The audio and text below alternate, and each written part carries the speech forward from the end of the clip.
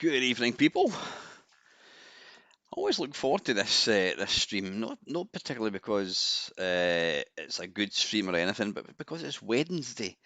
And as we all know, anyone that works for a living will know that Wednesday is officially the middle of the week. You know, you get to kind of 12 o'clock on a Wednesday, and it's kind of downhill to the weekend. Bloody sad, eh? What a sad existence we have. We just work to live. Yeah, you work like 5 days a week, and just so you can look forward to getting 2 days off. Yeah, anyway, I for one can't wait to retire. I will officially be skint and probably penniless, but you know what? Not having to get up for work in the morning. As long as I've got the internet, I can do this, you know. So anyway, yeah, welcome to. There's about 4 people watching. Yeah, I don't know what bother with these Wednesday streams because the problem with them is there's quite a few other people doing live streams. So anyway, but now listen, as long as I've got a few people watching it, that's all that matters. So I hope you're all doing well. Good evening, Cos. How are you, mate? Alex, how the hell are you, mate? I'm intrigued with your number at the end of. I'm going to assume that Cos 1973 is the date of your birth, Cos. You don't have to confirm or deny that. But Alex 2131, were you born in the future? Hmm. Right, I've been racking my brains here, trying to think of what to do tonight. Now, I would do what I'm going to do is I'm going to have a look through my arcade cores and see if there's an arcade game that I've not done a live stream, not a live stream, that I've not done an arcade perfect for. I've done most of them. And what I'm going to do, if I haven't got an arcade perfect my arse that we can do, then excuse me, then I might do a couple of 8-bit face-off kerfuffles. Yeah, let's have a wee look. Let's have a look. All I'm going to do now is I'm going to just share the Mister and the. Let's have a wee look and see if I can. As I said, I think I've pretty much exhausted. Yeah, I've definitely done Altered Beast.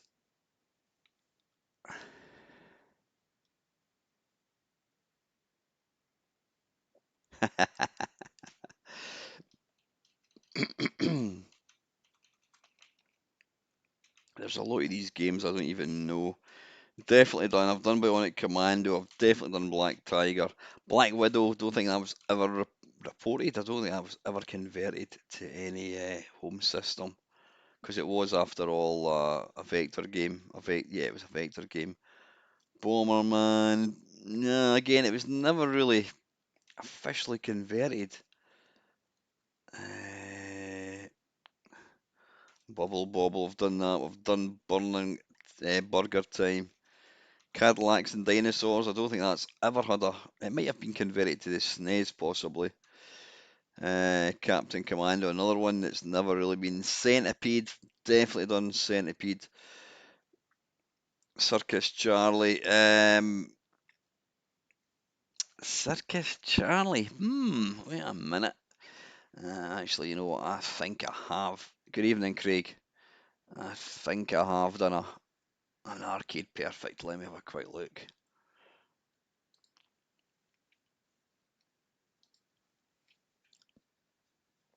I'm sure I've done one. Circus. Yes. Oh no, wait a minute. Wait a minute. I haven't. That's a surprise. Circus Charlie. I don't know what. Let me have a look at my.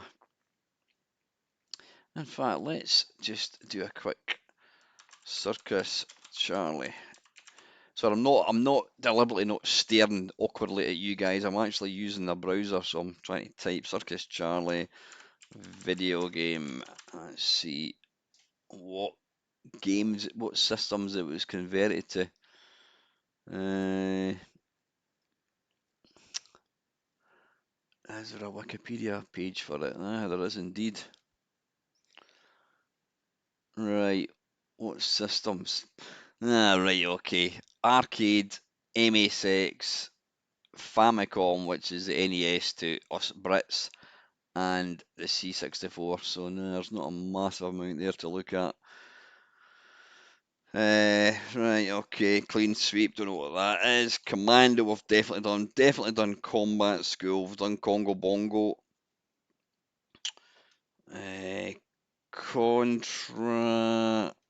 Let's have a look. I know Contra was known as something else. I was going to say Midnight Resistance. Contra. Let's have a look.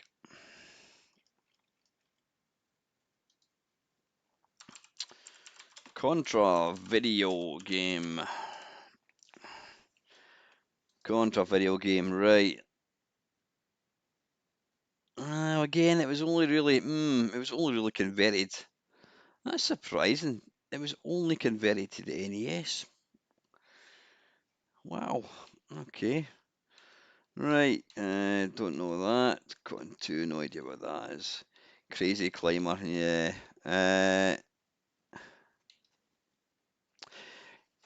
Wait a minute. Wait a cotton picking minute. What about, let me just see if I've done it first. Oh, what the hell is it called? I can't even remember the name of the game. It begins with a Amadar. Yeah, let's have a look. Amadar a ding dong. Amadar. Right. I've not done a. Yeah, let's do Amadar. I'm sure there's going to be a few versions of that. Amadar my ding dong video game. Right, okay. Welcome to anyone we've got on Twitch tonight. I don't know if we've got anyone watching for Twitch. Amadar video game. Right. Okay.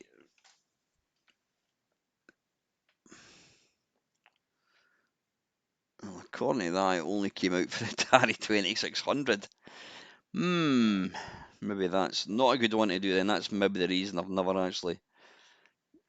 I thought it might have come out for the Atari 8-bit, you know that? Just let me just check.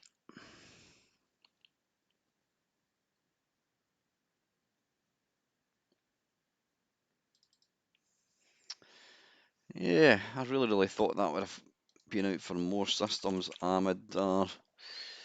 Nope. It didn't. No, oh, we can't do that one, folks. That's a bit of a pisser. Right, okay, let's get back to where we were. Crystal Castles. I don't think I've ever done one, but I can't stand that. I think I have actually. The Cathlete Defender. Yeah, I have done one. Dig Dug. Dig Dug 2. Uh, Dragon Spirit. I think I've done that one. I'm sure I've done that one. Dragon.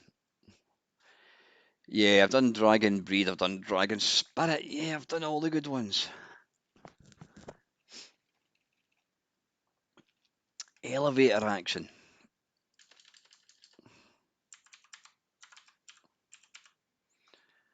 Right, I've not done an elevator action. Arcade Perfect my arse. Let's see if there's a elevator. The thing about a lot of these games is that there was probably not an official release, but there was tons and tons of unofficial versions. Right, there we go. Yeah, fuck it. We've got a few. We've got a few. Let's do elevator action. That sounds good. How does that sound?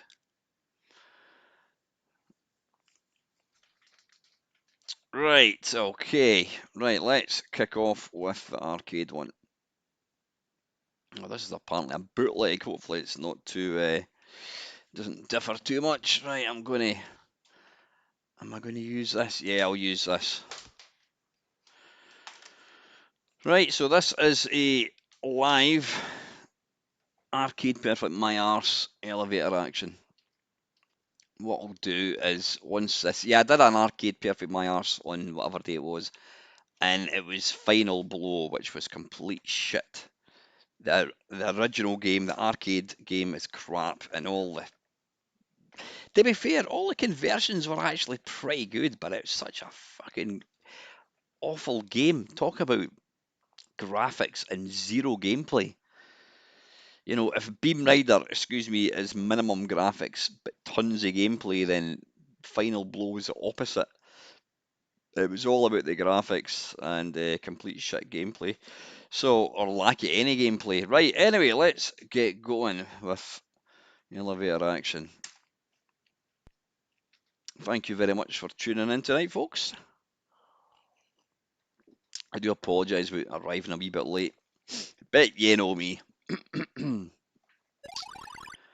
Okay, what happened there? Why did that instantly just started?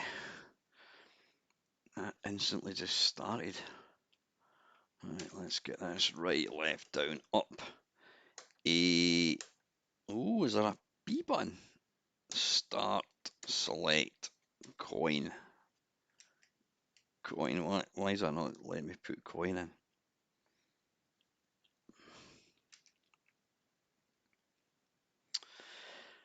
Evening, Nick. Is there really a new 64 port of this? It's not a game that ever really... Jambon! How the hell are you, mate? It's been a while. Nice to see you, buddy. I hope you're doing okay. Yeah, it's not a game I ever really played, so I just want to try something here. Hang on. Right, okay. That's fine. I thought one of my buttons wasn't working right. Right, left, down, up. A, B, start, select, coin. What? It doesn't like that, does it? Coin. Service, we don't need that. Right. Okay. Start. Now, you can keep the smart comments yourself because I'm a bit of a virgin when it comes to playing this game. So let me just get, so that jumps, that shoots. So what is the idea of the game? What is the idea of the game? Is it to get to the bottom? Do you go indoors or anything?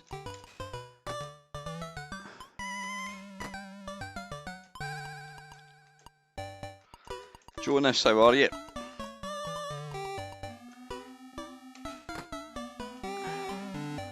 I should maybe have done a quick check. So what is the idea of the game?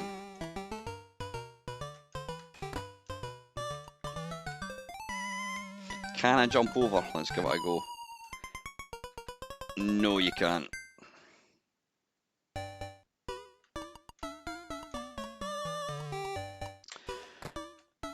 Right, I'm just going to try and get to the bottom.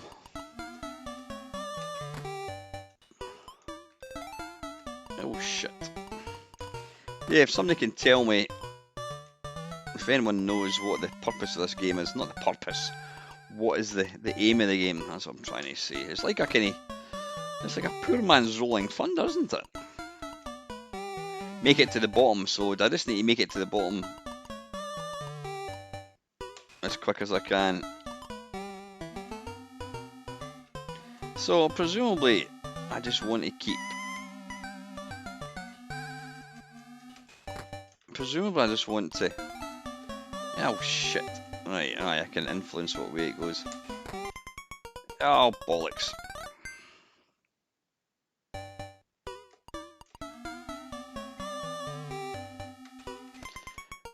Right, I'm doing the obvious, just trying to get down as quick as I possibly can, but who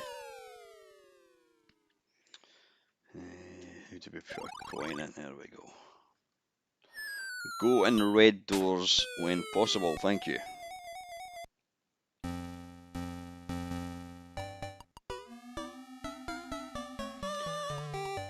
Right, so let's just keep holding the joystick down.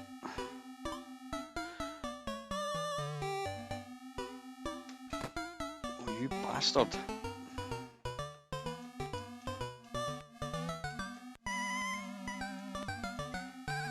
sneaky bastard. Right, let's kill him.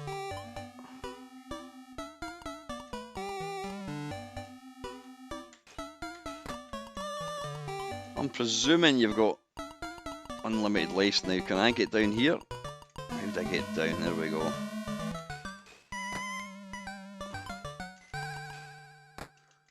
Can I run across here?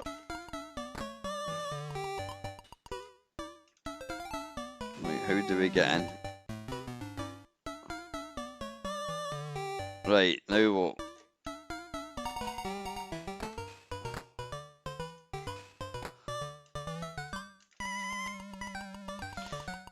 That is one out of tune little tune.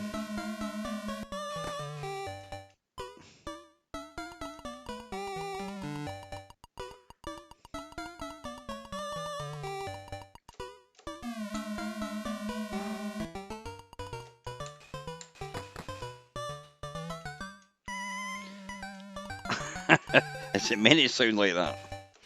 I'm presuming it is. Oh, you... Oof.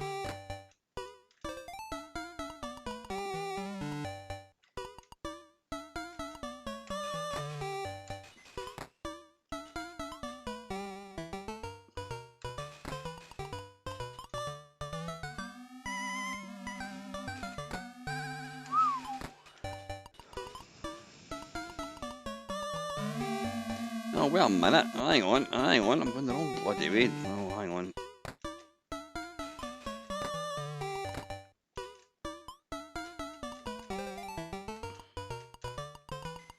Oh, bollocks. The goal is to collect secret documents from specially marked doors and exit. Right. Okay. So, I did pick up... Oh, you sneaky bastard. I did manage to pick up a document earlier on, but I don't know what happened to it. Oh, damn it. Right, let's go for one more go before we have a look at some home versions.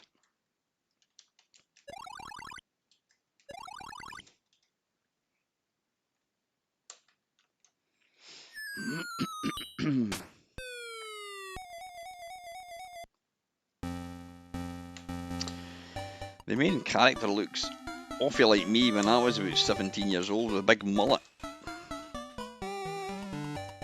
Definitely not as cool as Agent Albatross.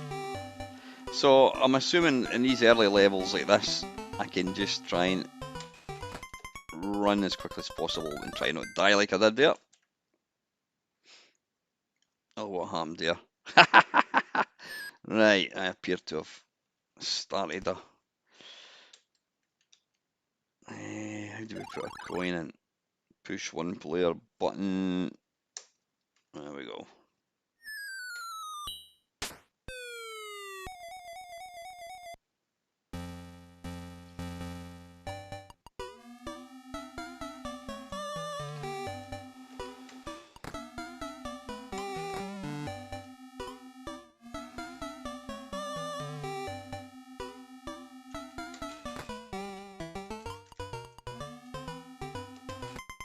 Oh, come on, you twat.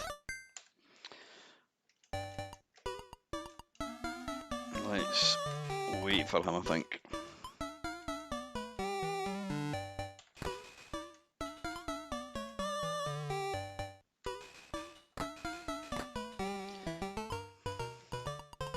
Whoops.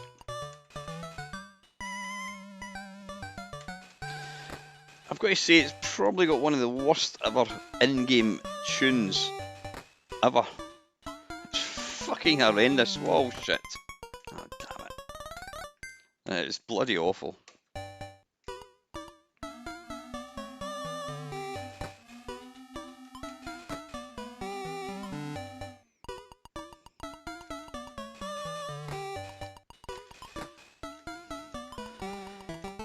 He's coming up. Right, so how do we get down again? How do we get down? Alright, you can stand there and then you pull down.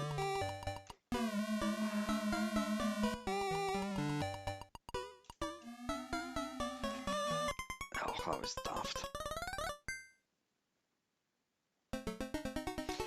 Right, one more go, because I'm actually quite enjoying this. Coin and start one player.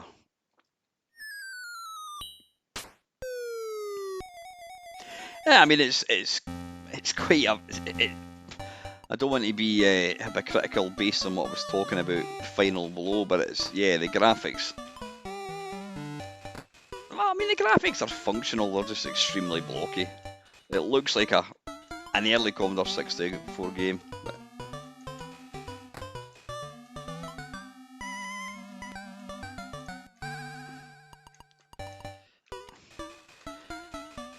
how you doing, Steve? I presume you're watching 3 streams at once, are you, mate? In fact, Dale and Ian, they'll be starting very shortly. Right, let's get over here. Oh, bugger. That is quite painful. 49, dearie me. You actually enjoy watching 4 streams all at once, because you can't possibly get invested in any one if you're watching 4. I guess that's what you call dedication, mate. And as we know, dedication is indeed the name of the game. Oh, he's going to shoot, so let's just bide my tongue. Bide my time, even.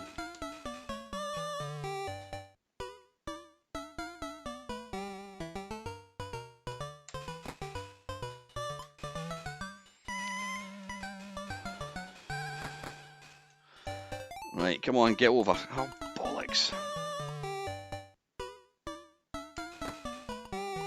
No, come on.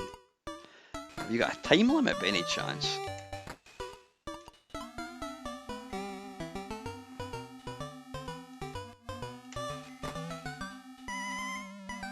Oh, that is awful. That music is just bloody awful. Right, down.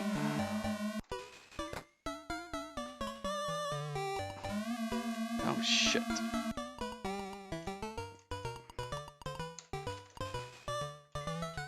Come on, shoot.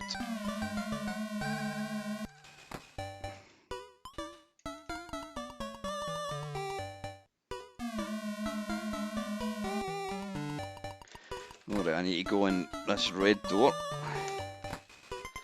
Oh, bollocks, I was too close to him, I think. Or was there 2 of them there? I'm not quite sure what happened. Right, kill him, and then wait. How do we get in there? Ah, right, I'm through this way. Do you push up? Push the fire button?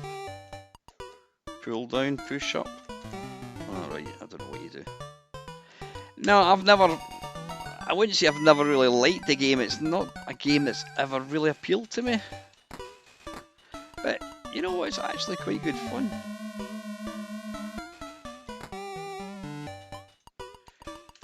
Right, how did I get in here?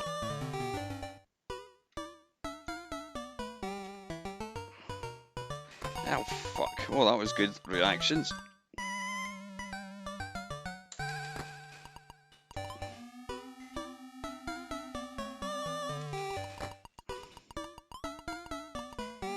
Woo.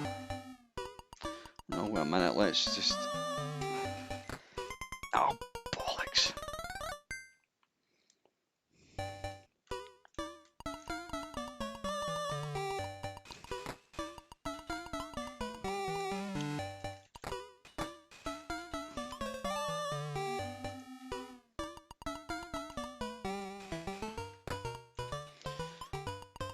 Right, we'll want to walk over here and get the whatever it is. Come on, how do we get in here again?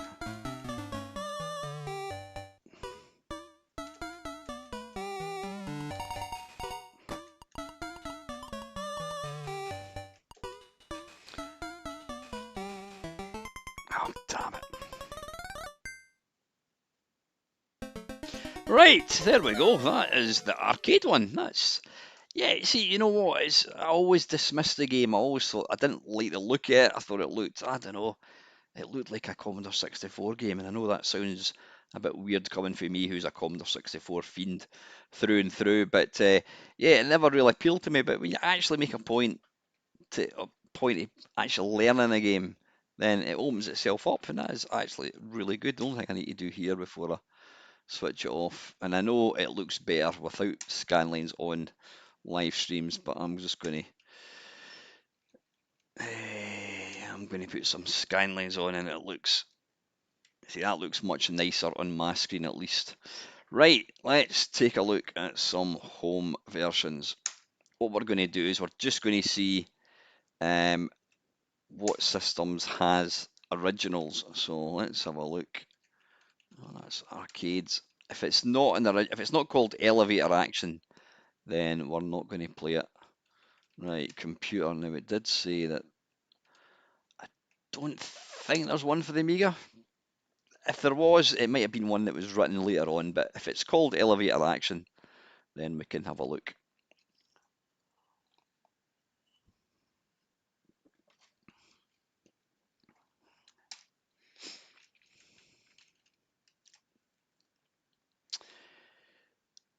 Oh, there we go. It's got an elevator action. Right, this came out. This actually came out just last year, so I'm assuming this is going to. Now, I know what you're saying. This isn't very fair because when you do Arcade Perfect My RCs, you're usually basing it on games that came out back in the day, and this one came out this year. But you know, it doesn't matter. It's a bit of fun. It's about looking at home versions, whether it came out 6 months ago or whether it came out 40 years ago. Doesn't really matter. Right, now this looks. Oh, hang on. One player. How do you start?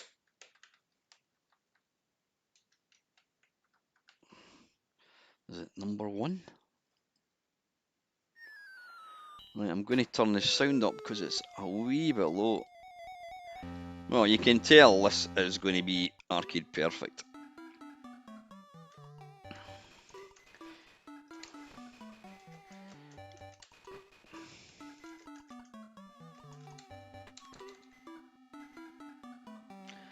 What happened there?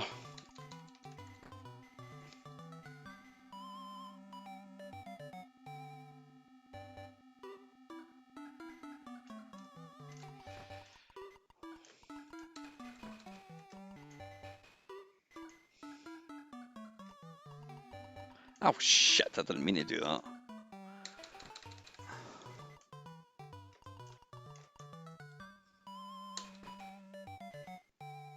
And I think they've got the quirky music as well.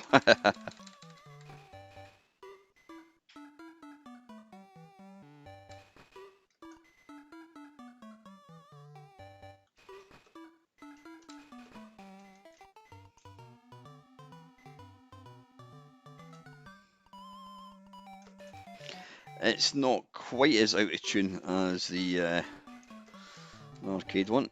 Right, pick up that.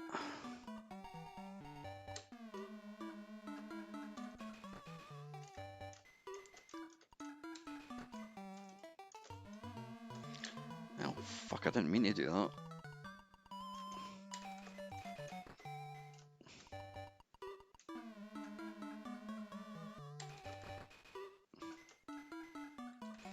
Is it loud enough at your end? Do you want it turned up a bit?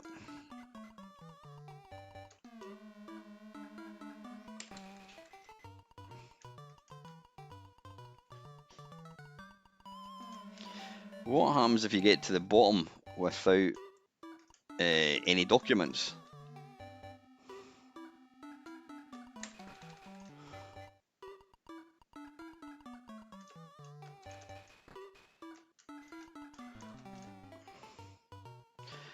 Of course I can.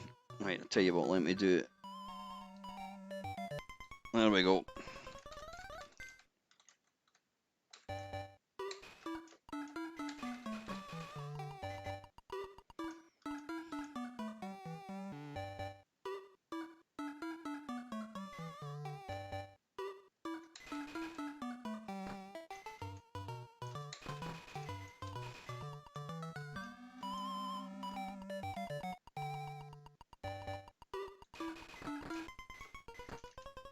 Oh shit, I didn't notice. I got hit there. Oh, but whoa! I was bloody lucky. So how do the lights go out? Is it just random? Or is there something that you have to do to turn lights out? Oh, I don't want to go there.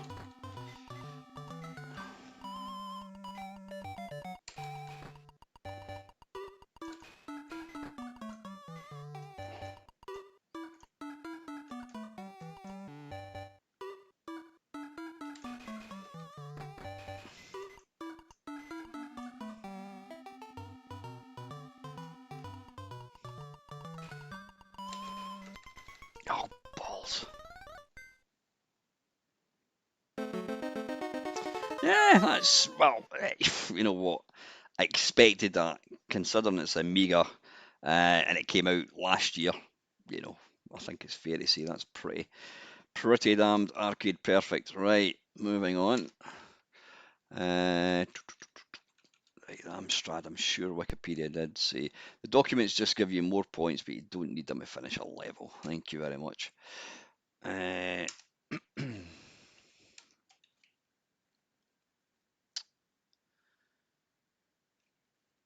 Elevator action, there we go.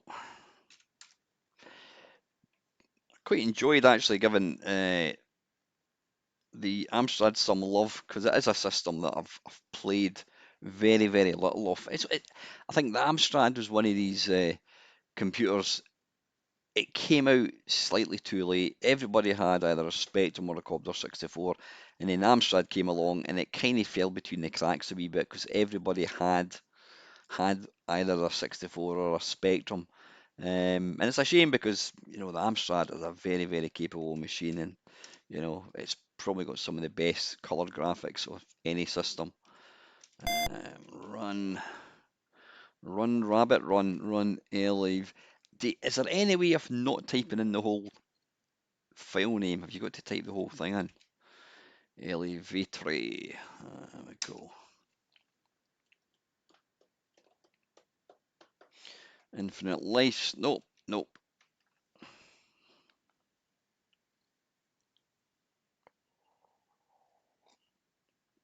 Ah, so Quicksilver released this.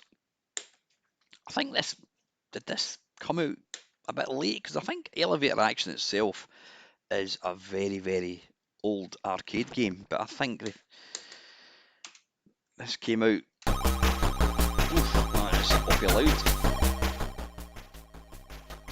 There we go.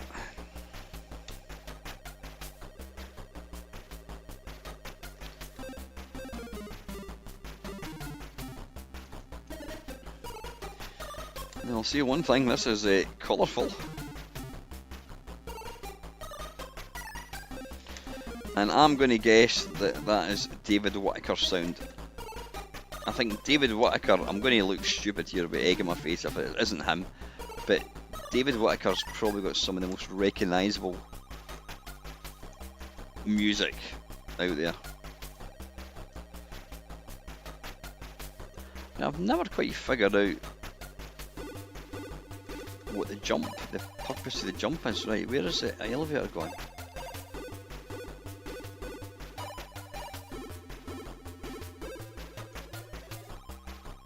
Hello?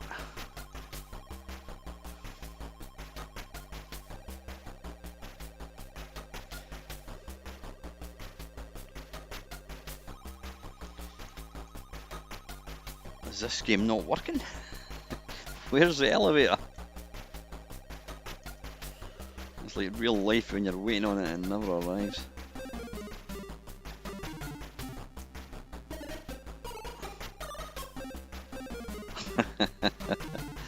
I'm thinking I've broken it.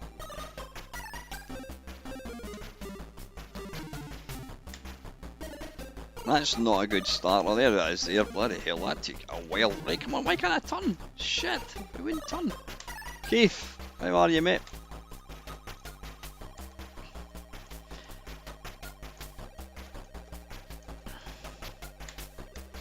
Quite enjoyed listening to you. I'll be honest, Keith, I don't listen to your vlogs very much because I don't actually watch very, very few other retro gaming channel videos. I just don't watch them. I've got so kind of little time.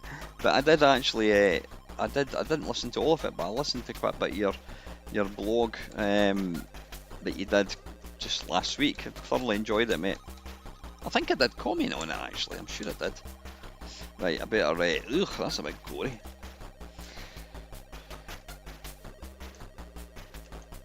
Now it's graphically, it's nice. Right, you know what I need to do? And this is what I used to do back in the day. I would make comments. Hang on, where's my pen? Has anybody seen my pen? There it's there. Check this out. Never mind iPads or the latest iPhone. This was what we wanted as kids. One of these multi-pens. Yeah, they were exciting. Right. Let me just make a few notes.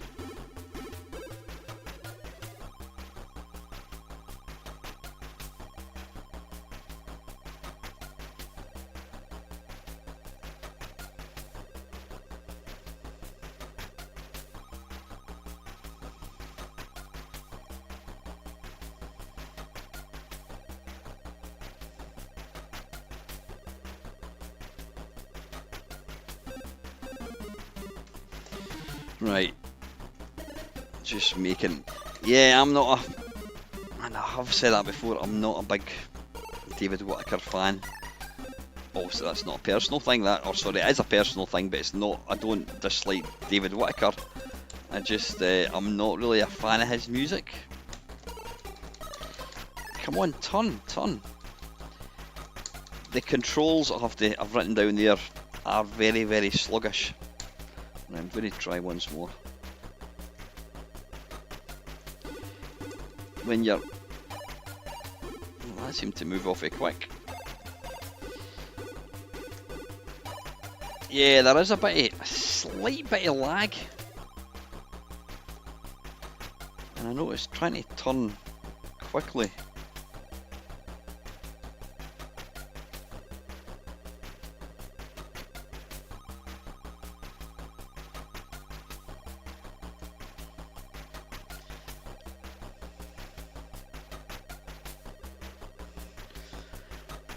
Now, let's see, I'm also going to make another. I'm not going to tell you what I'm writing, but yeah,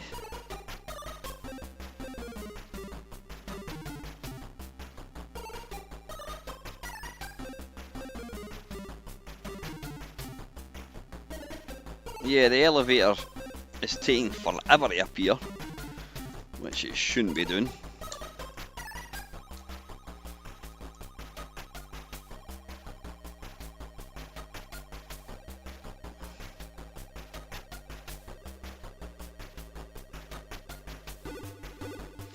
Well, there it's at long last. Are they all going to get on?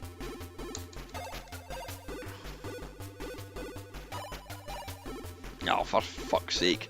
And of course, if you miss the elevator, then you've got to wait for about half an hour.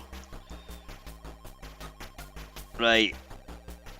I think we'll move on. That's the Amstrad one. Now, I don't think there's going to be an Atari ST one. Is there going to be an Apple one? Apple II? I don't know whether my Apple II thing is configured.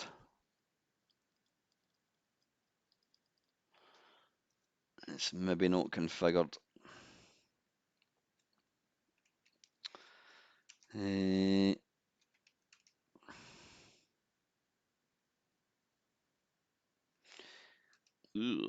on, I don't like that. Right, hang on, Apple II, what do we need to do for this again? Yeah, because I recently put a new SD card in my Mister, so some of it isn't configured.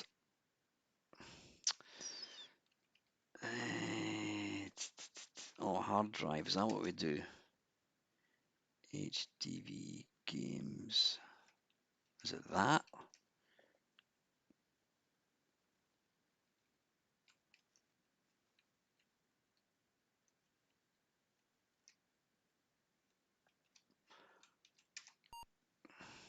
Yes.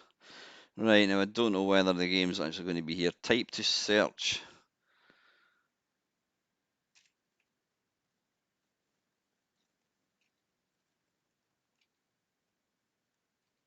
Alright, we'll just go through them one by one.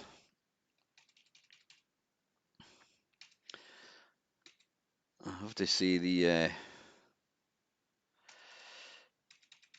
graphics in this system, I mean, it's an early system.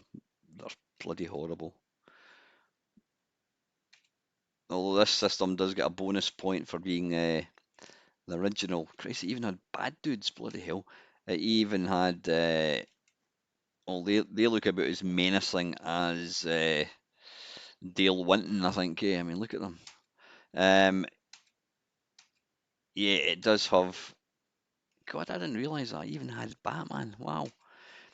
It had a really good version of Dino Eggs or Dino Eggs, whatever you want to call it.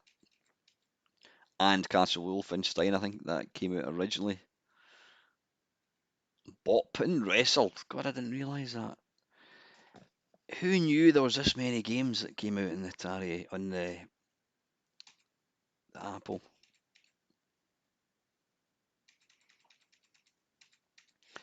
There's I really need to actually have a play of Castle Wolfenstein Commando as well.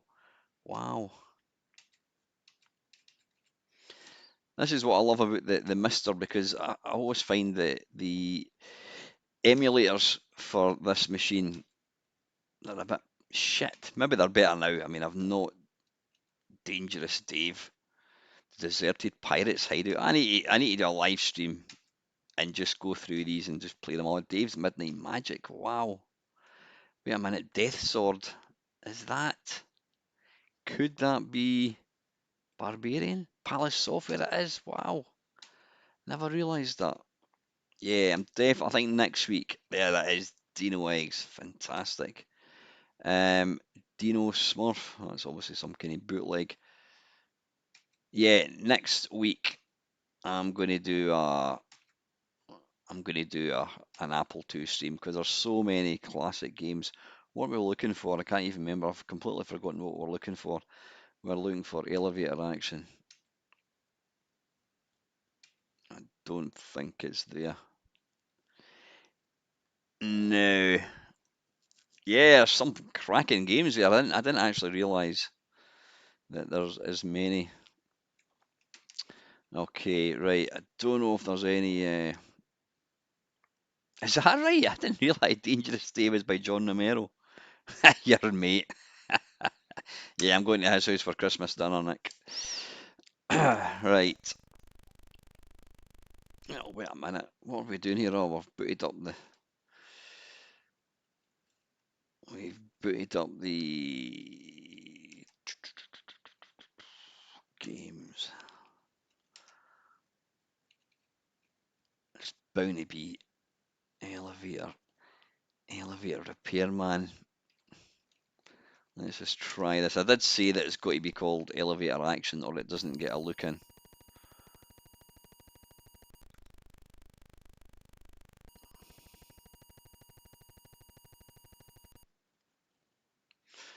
Right, I don't know.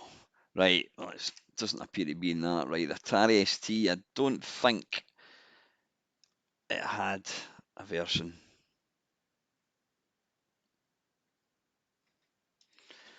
Now, this can be a bit of a weird system. It either works perfectly. It worked a couple of weeks ago and then it didn't work, and then it worked again and now it's not working. Don't know why.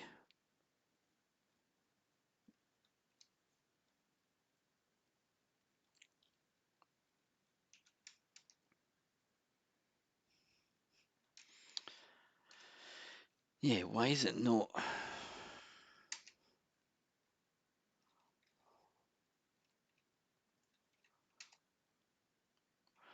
Let me just do a proper reset.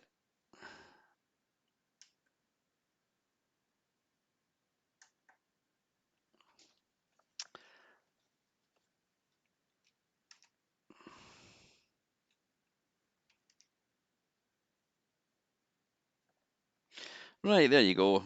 You just need to reset it. No, listen, Keith, I'm absolutely with you, mate. Absolutely with you.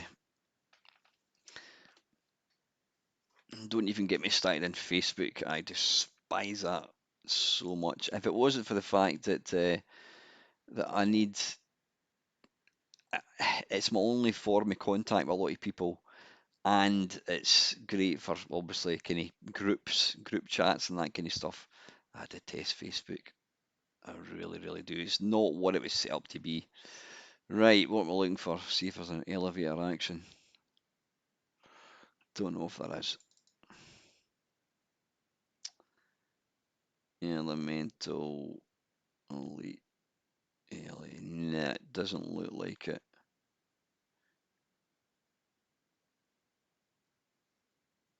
Nah, don't think so.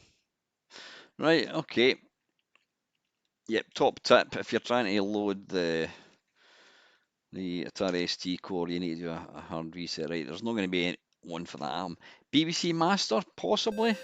Possibly? Steve, elevator action?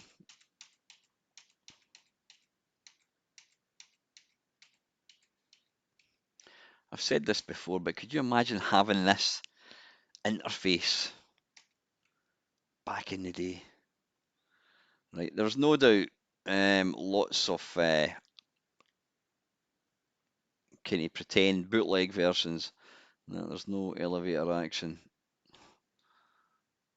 I need to do a BBC stream as well. Right, okay.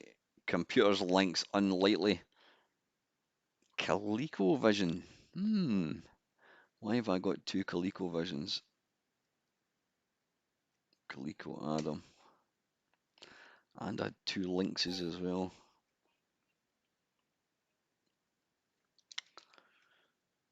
Oh, is that the... Wait a minute, have I loaded... Oh, I'm in computers, that's what it is, that's why. Right, was there one for the Commodore 16? I don't... if there was, Craig, you'll be able to tell me. Right. Commodore 64. Hopefully there's going to be a cartridge version. Oh, I'm in the wrong menu. Right, there's not. Doman, how are you? Game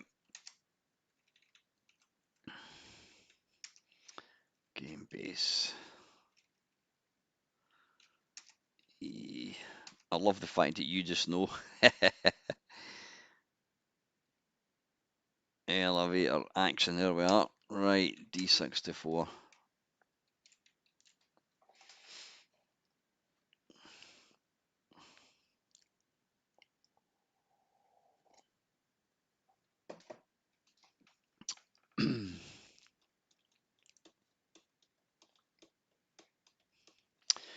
Yeah, I need to remember and yeah, an Apple II stream. I think that sounds like a good shout.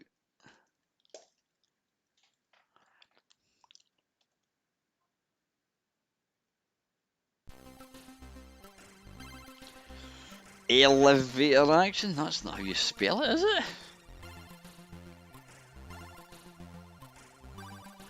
I think that's David Whittaker as well, isn't it? Well, they've spelled it right at the bottom. Jesus, surely they could have bloody spoiled that. Deary me.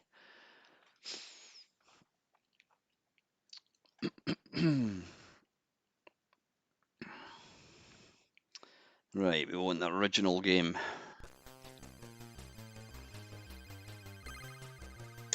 Yep, that is David Whittaker.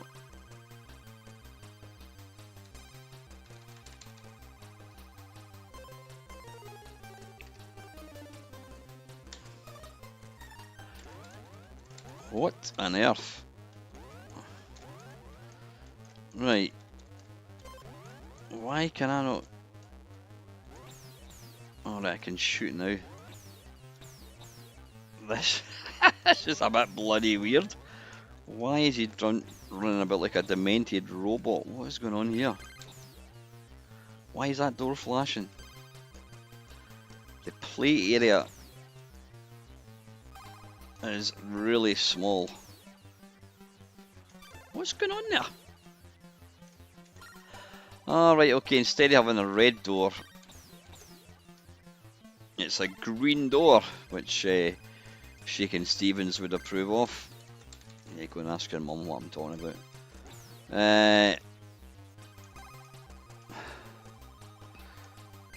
Where to begin?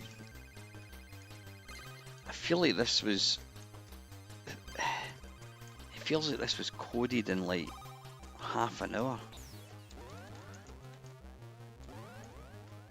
It's got some weird sort of sound effects as well.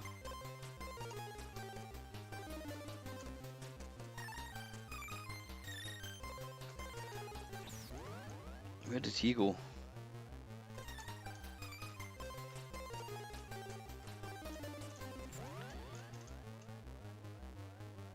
What the hell happened there? Why did I just fall out the bloody sky? What happened? Yeah. Yeah, he's been in the sunbeds too long. What a slightly weird looking version. It's not to say it's a bad version, but it's just a bit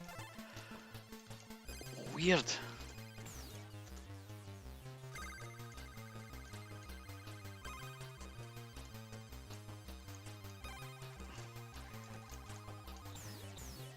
Oh, wait a minute. It's like, has he got heat-seeking bullets? That bullet kind of went down. This is a bit strange. I mean, the graphics for the main guy are, I mean, they're functional, but they're ugly.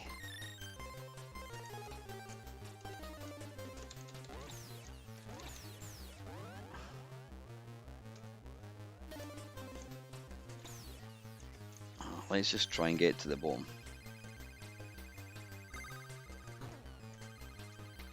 What?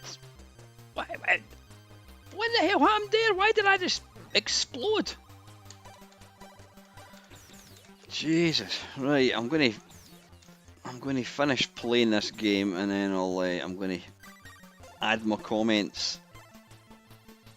Oh, I mean, come on, look, there's a bit of glitching going on there as well.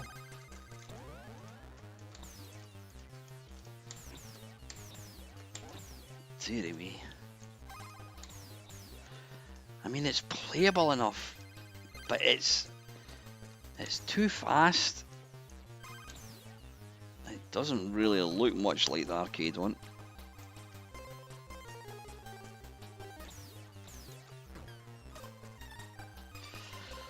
Oh dear. Right, where did I start? You need to give me a few minutes while I write down my thoughts on that one.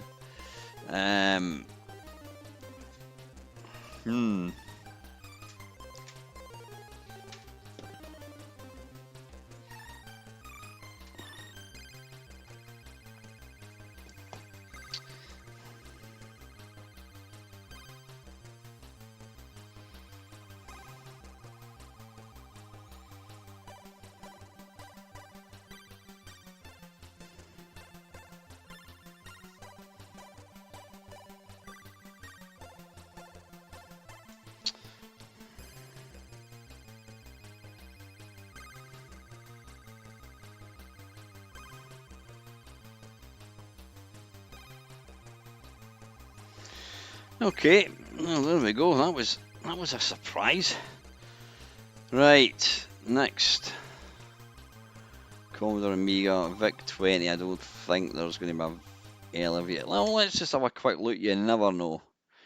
You never know.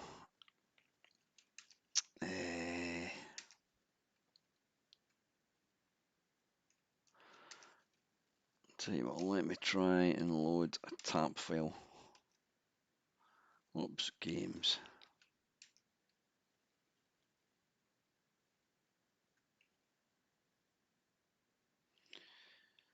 Right, nothing there. Core Dragon 32. Unlikely, and I wouldn't even know how to load the damn thing if I could find it. Oh, file, Load cassette.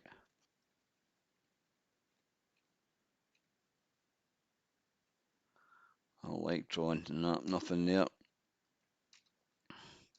How green is that one? Oh, is there, Steve? Thank you. Dragon Ferry 2, there's not even a Jupiter Ace one.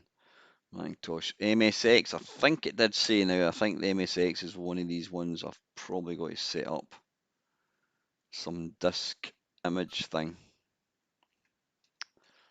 Now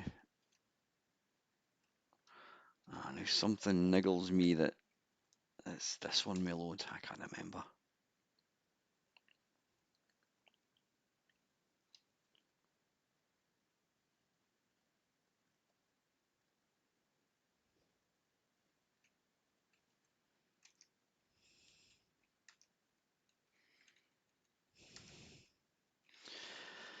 Right, there is an elevator action. I had no idea how to get this to load. Is it just going to load? Surely not. Well, there you go. Wow. Okay, that was a surprise. That was completely painless.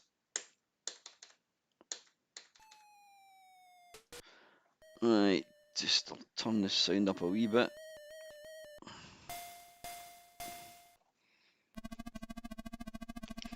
Now there you go. I mean, graphically, this looks like the arcade.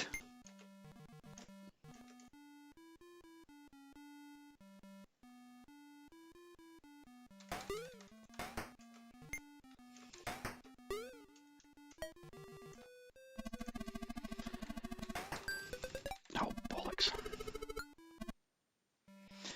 It's a system that I always wanted as a kid, because I used to see all these like ports like track and field and all that kind of stuff. All these Konami ports. I did own an MSX for a couple of years, but I didn't have any means to load anything.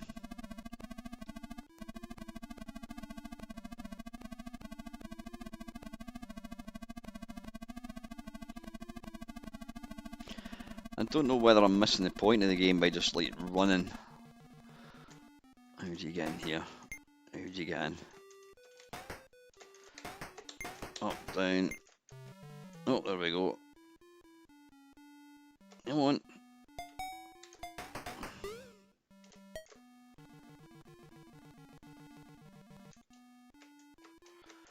Come on. Down, there we go.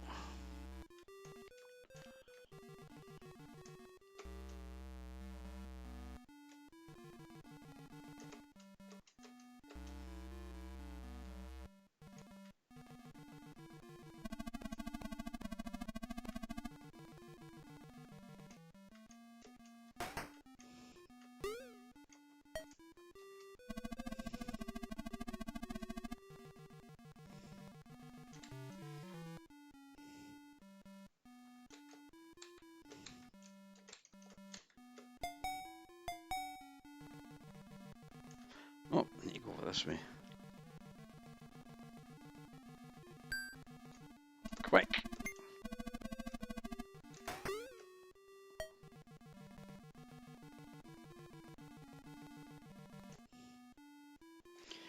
Yeah, he's got like his head is way too big for his body. He's got a little scrawny body. Hope don't want to do that.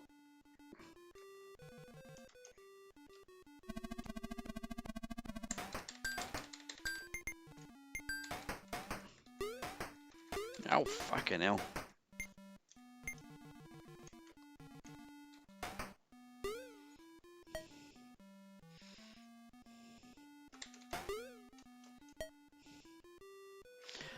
Oh yeah, I can go down this way.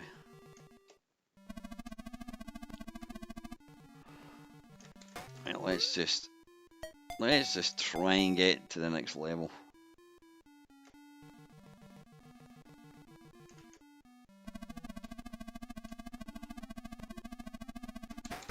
Oh, he was just waiting for me. Hey, I've got 4 watching on Twitch at the moment. He's going to shoot me, I know he is.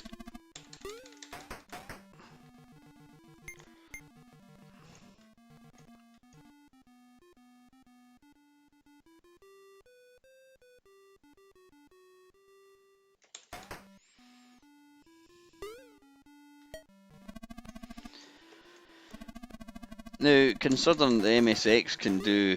I mean, the thing is, let's be honest, yeah, the 64 one was shit. It's got nothing to do with not being capable. It's more than capable. It was just a shit conversion. No excuse.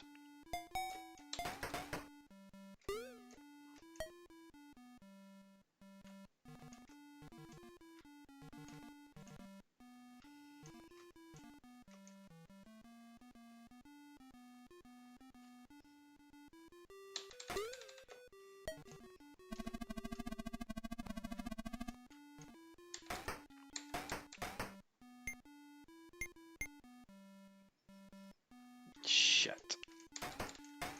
Oof.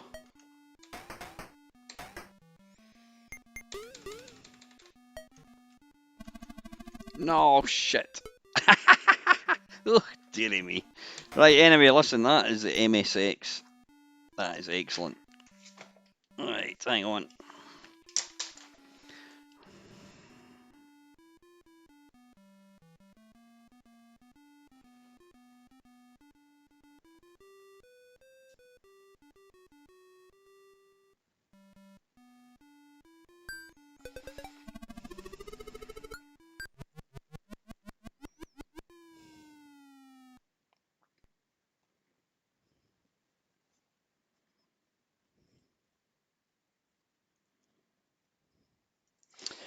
Okay, that is the MSX.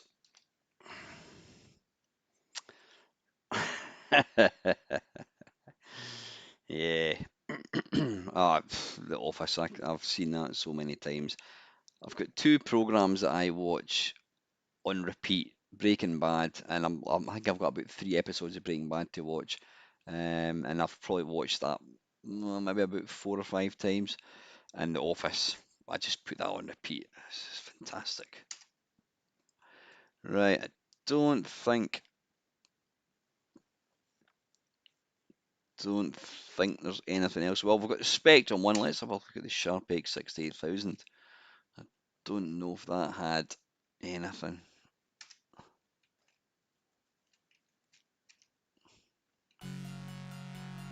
Sorry, it's just loaded up.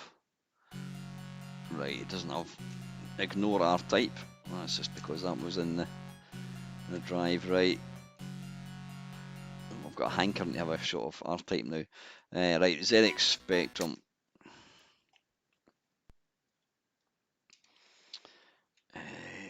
Tape.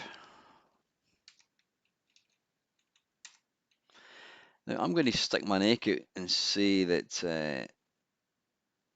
Oh yeah, it's everyone. Yeah, the Christmas special and that as well. It's just absolutely priceless. I'm going to stick my neck out and say that I think this is going to be good. You know that. Don't know why.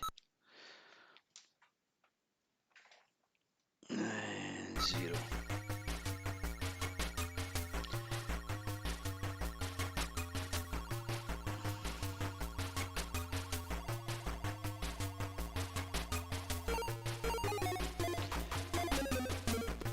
I've noticed you can't. You can. You can.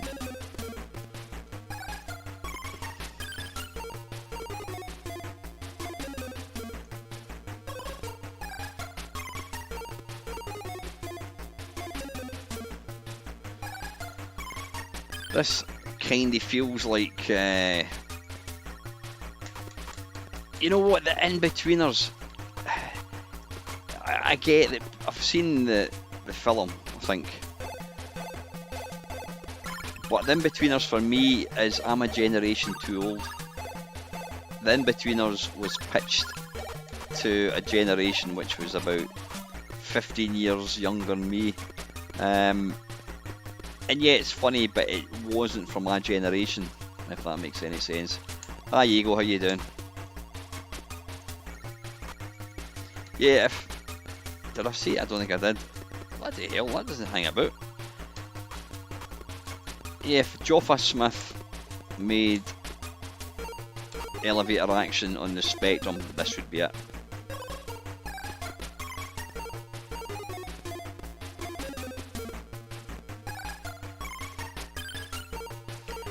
Right, it has got that slight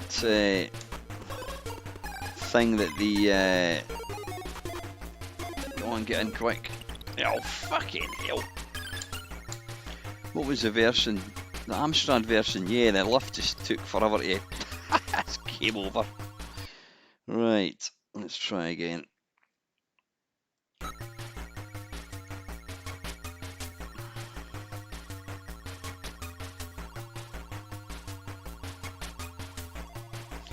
Oh, I love Phoenix Knights as well, yeah, absolutely classic.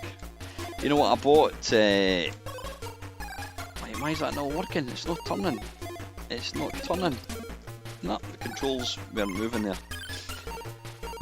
Right, something's going on here. It's not moving. It's not firing. He's not walking. It's not crashed as such, but I can't move.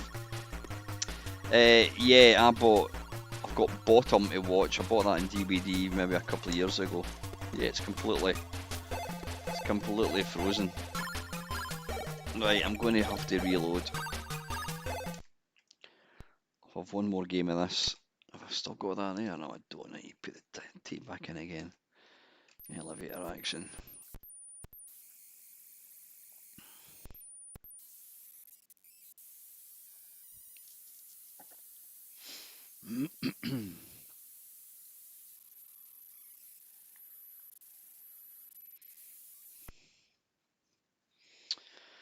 Right, the plan is tonight, after I finish this elevator action, we're going to watch a TV programme, and don't worry. Oh, fuck. I've just picked a non-Kempson joystick. There we go. Can you imagine showing your 1985 self the ability to load a Spectrum game in like half a second? Right, it's working again. God, the lift bloody pisses off a bit quicker, doesn't it?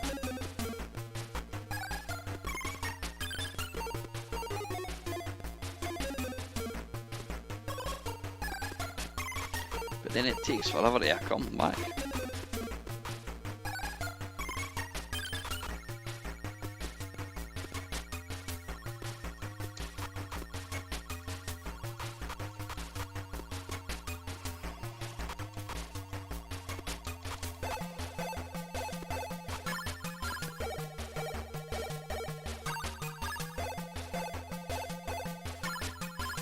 I know we're avoiding all the documents, I just want to see if I can get to the bottom. If I can, I'll fuck off.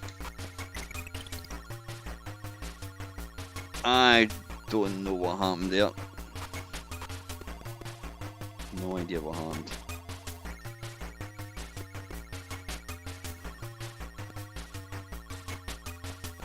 How did I get down the stairs?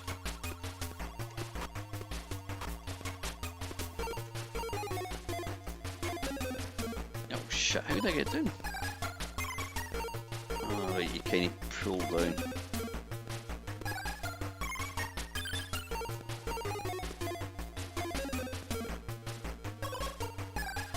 It doesn't hang about, I'll say that much.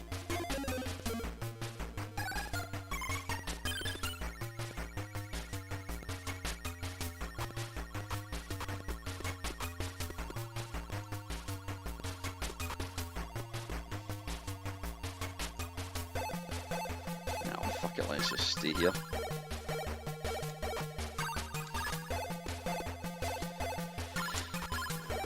I'm not quite sure how to get into that lift or get into that door.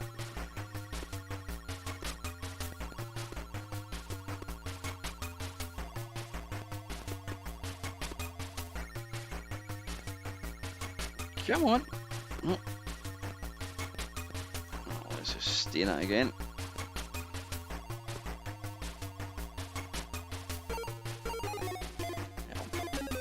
bugger off, come on! Oh, it just keeps moving up all the time. Oh, come on! Fucking hell. Right, anyway, that's enough of this Spectrum one. Let me make some notes.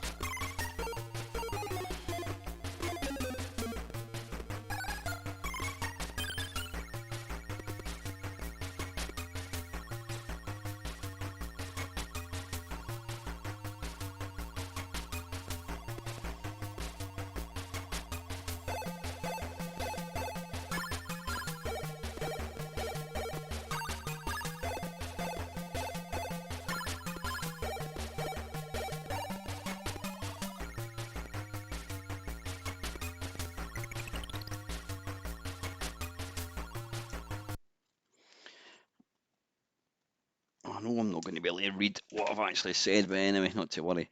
Right, that is the last of the computers. Now, let's have a look and see. See what consoles there were. Let me have a quick look. Yeah, for anyone that's just joined us, we are looking at Elevator Action, Arcade Perfect, My Arse. Right, NES, Game Boy and NES, according to this, folks.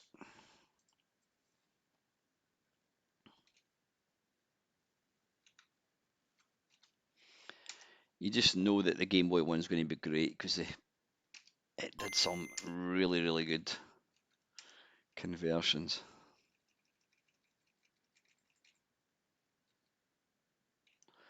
Hopefully I've got it, Elevator Action, there you go, because it's Nintendo, it'll have been tweaked beyond belief, and it's going to be really playable.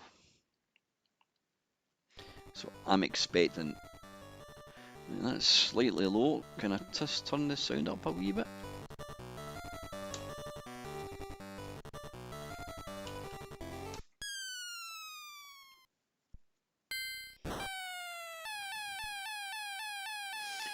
Yeah, it's even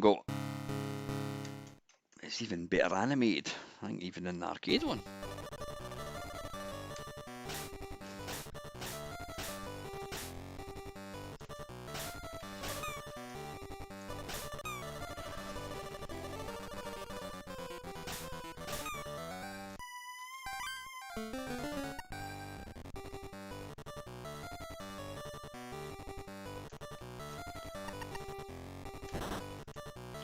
Ah, right, okay, I've now got so they've tweaked it slightly.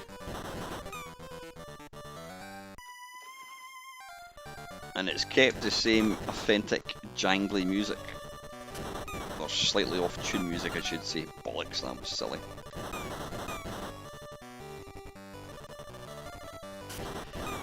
Glad you're enjoying it, Jambon. Nice to see you, mate. I've not seen you for a while. It's really, really good to see you, buddy. I hope you're doing okay.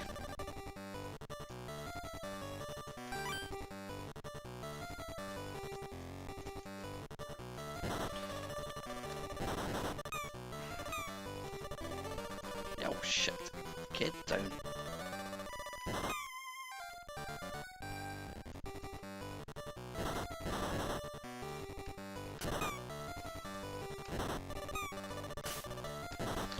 Cheers, Keith. It's Jambon heading off. Take care, lads. Thanks for joining me tonight. Most appreciate it.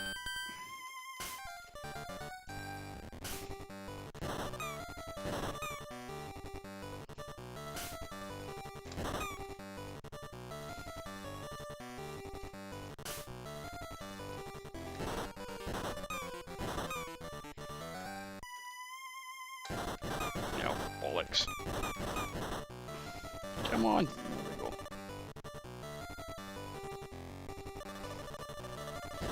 Now, I've not actually made use of the jump button yet.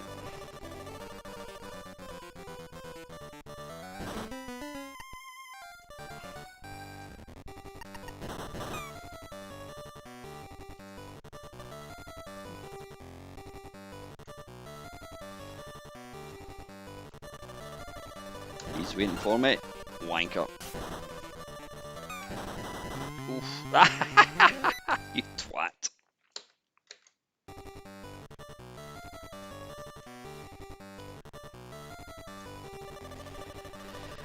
Honestly, I think it's not underrated, but I think that the Game Boy is one of the. It's. I don't think people knew how good a system it was. It's only when you look at the games now, at least for me, I think, Jesus, how did the Game Boy manage to put out games like this? The biggest problem for the Game Boy, I suppose, was, well, I was going to say the price of games and the fact that the screen wasn't the best. I mean, it's maybe because we're now able to play Game Boys on like modern handhelds, computers like this, Misters, whatever. You get to really appreciate the games.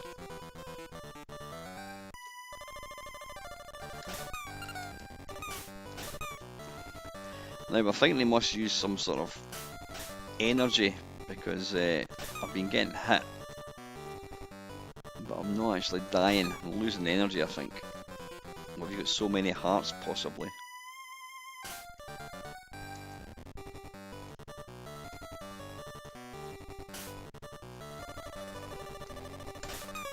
No, damn it.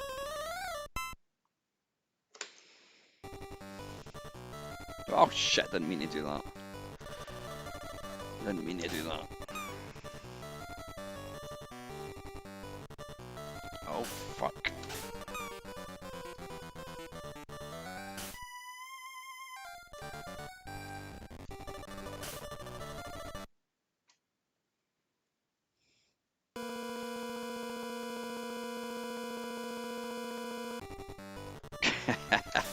Right, I think that was the end of level 1.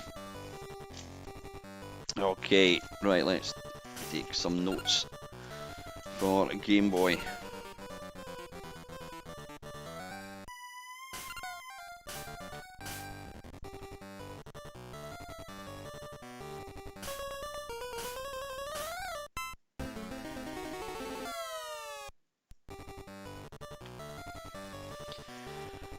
Right, the last one, folks, is the NES, apparently.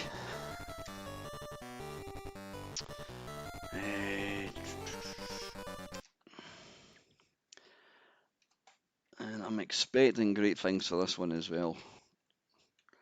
Licensed.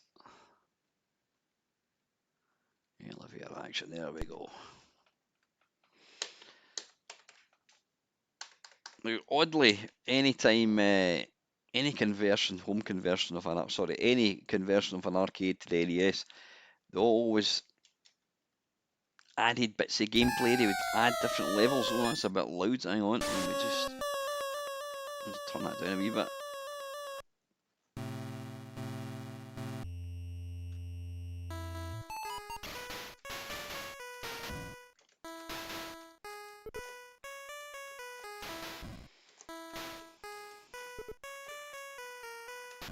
Shit.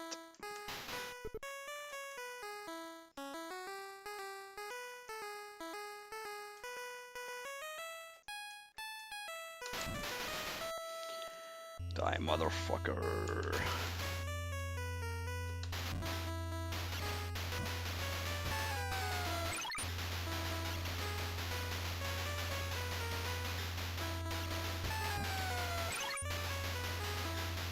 Have I found a way to skip levels? I'm going to end up getting killed here. No, shit, I didn't want to do that. Wow, stop doing that.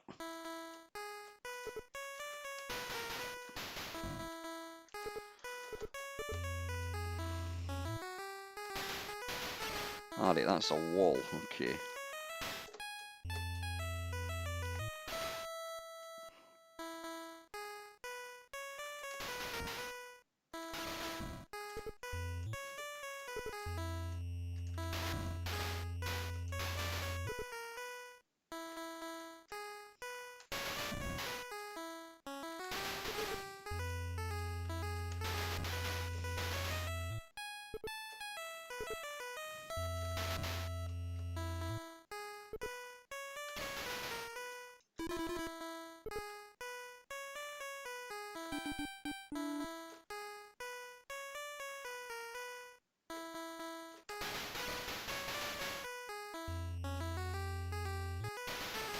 Oh, bollocks.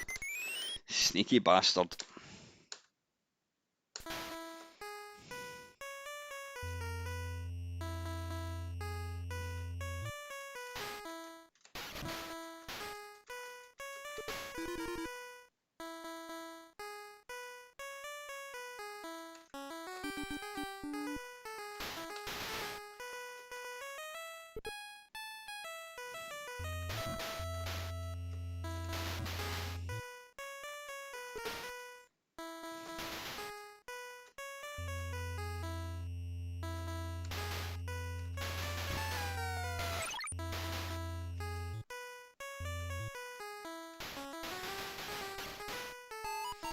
Yes, I've not actually jumped once in any of the versions. There's probably, in fact, you know what? Yeah, that's what you need to do. Shit, what? I didn't mean to do that. Quick, bollocks.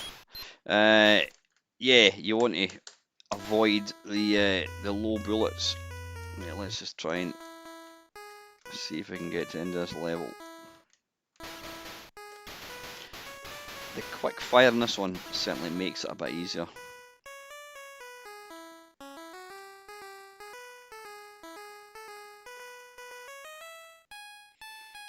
Da-da-dum-bum-bum.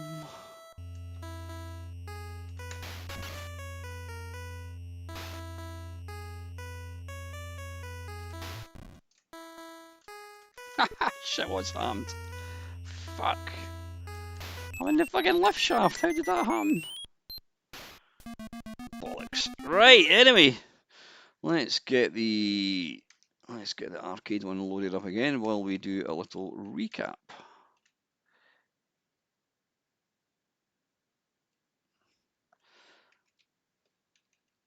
Elevator action. There we go.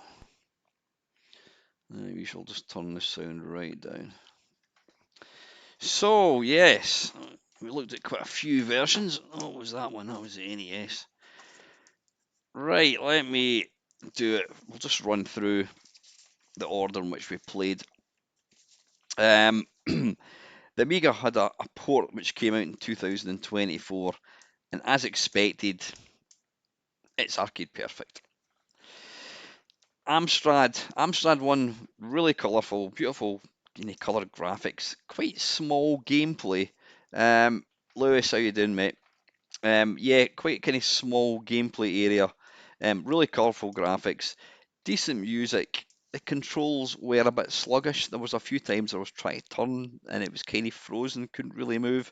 But one of the biggest bugbears for that one is the elevators took forever. Probably like real life, literally took forever to arrive. I mean, I think we were standing for like about a couple of minutes waiting for the lift to arrive, which it shouldn't be doing. But no, I mean, it's a decent conversion. C64, don't know what was going on there. That should have been an arcade perfect. My arse, that should have been arcade perfect. The graphics were weird. The main character looked more like a robot. It played way too fast. There were some graphical corruptions going on. Instead of having like red doors, the doors were flashing. Yeah, I don't know. I reckon there was some recreational substances getting used at the point where they converted the C64 one. Yeah, MSX one. Really surprised at how good that one looked. Great graphics, really kind of authentic looking. It played really well, quite slow, probably slower than the arcade, and the scrolling wasn't the best, but again, a good version. Spectrum one, graphics were good. It played well. The lifts were mega fast, to the point that I was getting killed trying to get out a lift quick enough. Um, and yeah, again, I mean, the first game I played, it crashed. Well, it didn't crash, but I couldn't actually move. So yeah, and the last two, the Game Boy one is, yeah, looked apart, great graphics, great sound. It did introduce some extra weapons. I'm never a big fan of introducing weapons into the arcade conversions. Back in the day with that, maybe the 2025 Main Meister wants an authentic conversion. He doesn't want anything added. But I suppose back in 1985, whenever this came out, you'd have probably been quite happy if they'd added. They could put on the back of the cassette and lay even better than the arcade. But I prefer games to stick rigidly to the original formula. And the NES one, great conversion. So yeah, it's quite a tough one. Let me have a look.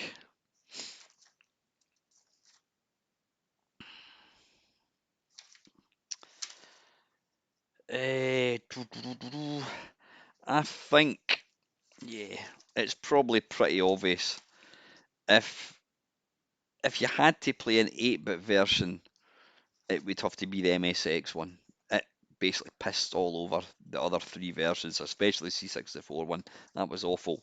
But if you want to play the most authentic one, it's going to be the Amiga one, which came out. I say it came out last year. But I do think the NES and Game Boy are both great. So I'm gonna edge it and give. Oh, I don't know. I don't know whether the NES one. In fact, you know what? I'm going to give it. I'm going to give that to. I'm going to give the gold medal to the NES because the Amiga one was a recent game, whereas the NES one did come out a long time ago. So, and the same with the Game Boy. So I'm going to put the Amiga one in bronze position. Silver medal goes to the Game Boy one, and the gold medal goes to the NES one. Yeah, and like I says, avoid the C64 one. It's complete wank. Right, folks, that is my Arcade Perfect My Arse. What we're now going to do is we're just going to finish off. I'm going to turn my mister off for a second. We are going to we're going to watch an old TV program now. Hopefully, what happened last week won't happen tonight. What was I playing? We were playing an old. We were playing some TV program from 1983 or 1981, I think it was. Now the mistake that I made was I didn't. Well, I did realise it was actually it was on the BBC archive website, so I think that was maybe why it was taken down. But apparently, it didn't get taken down on Twitch, so I don't know what was going on there. So let me have a look. I think we should go for something nice and crusty. And what I'm going to do there, let me just close that down and I can get rid of that. Hang on a second. Stop that. Okay, right, I'm going to share my PC screen like so. And let me find something for us to watch. I don't want to watch Starcade. I think we've had enough of that for a wee while. It's nice to kind of mix and match. I think we need a bit of. I was going to say Ted. What was his name again? Micro Live. I think we need a bit of Micro Live. Now I know Micro Live is on the BBC, but I have successfully played or watched. I've successfully streamed Micro Lives in the past, so hopefully we're going to be okay. What are we going to go for? Let's have a look.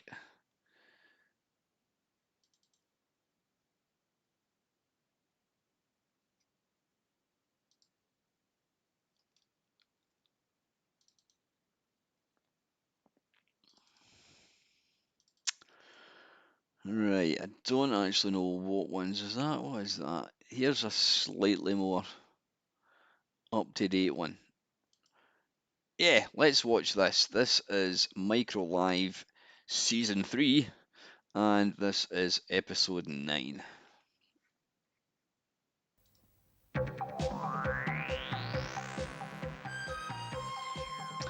And if the stream goes off, then yeah, you know the BBC are being wanks about it once again.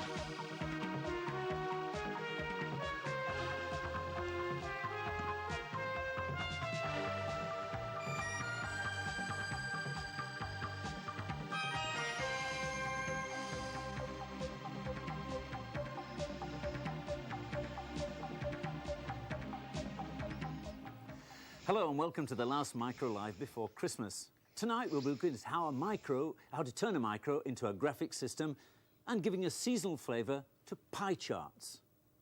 We go to California to see how one wine producer is using computers to improve the quality of his wine. But first, a look at some of the latest hardware and software for musical micros.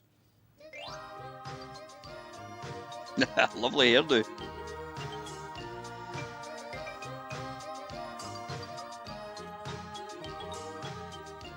Well, this is a professional music synthesizer which can create up to 8 different instrument sounds simultaneously, 8 different so-called voices.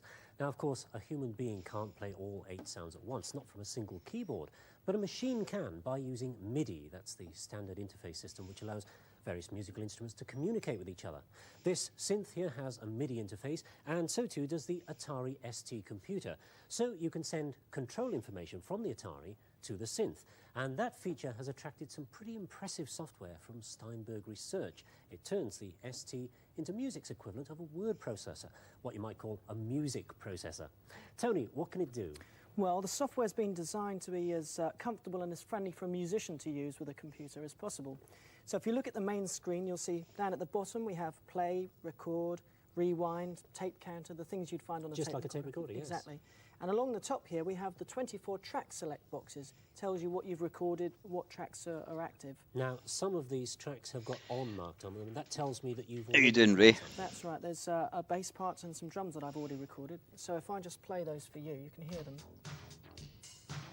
And at the bottom, you can see the relative amplitude of the different tracks going up and down as they play. Very realistic sounds, but let's make it absolutely clear. Those sounds aren't coming from the Atari, are they? No, they're coming from the synthesizer, and the Atari is acting very much like a master controller, and it's telling the synthesizer what to play, how long to play it for, what notes, etc. like that. And all that information is information that you have put in from the keyboard. Yeah. How difficult is that? It's very simple, really. You treat it just like a tape recorder. If I wanted to overdub, for instance, a brass sound on top of what we've already recorded, I just press that button. We get a 2-bar count in to give me the tempo of the piece.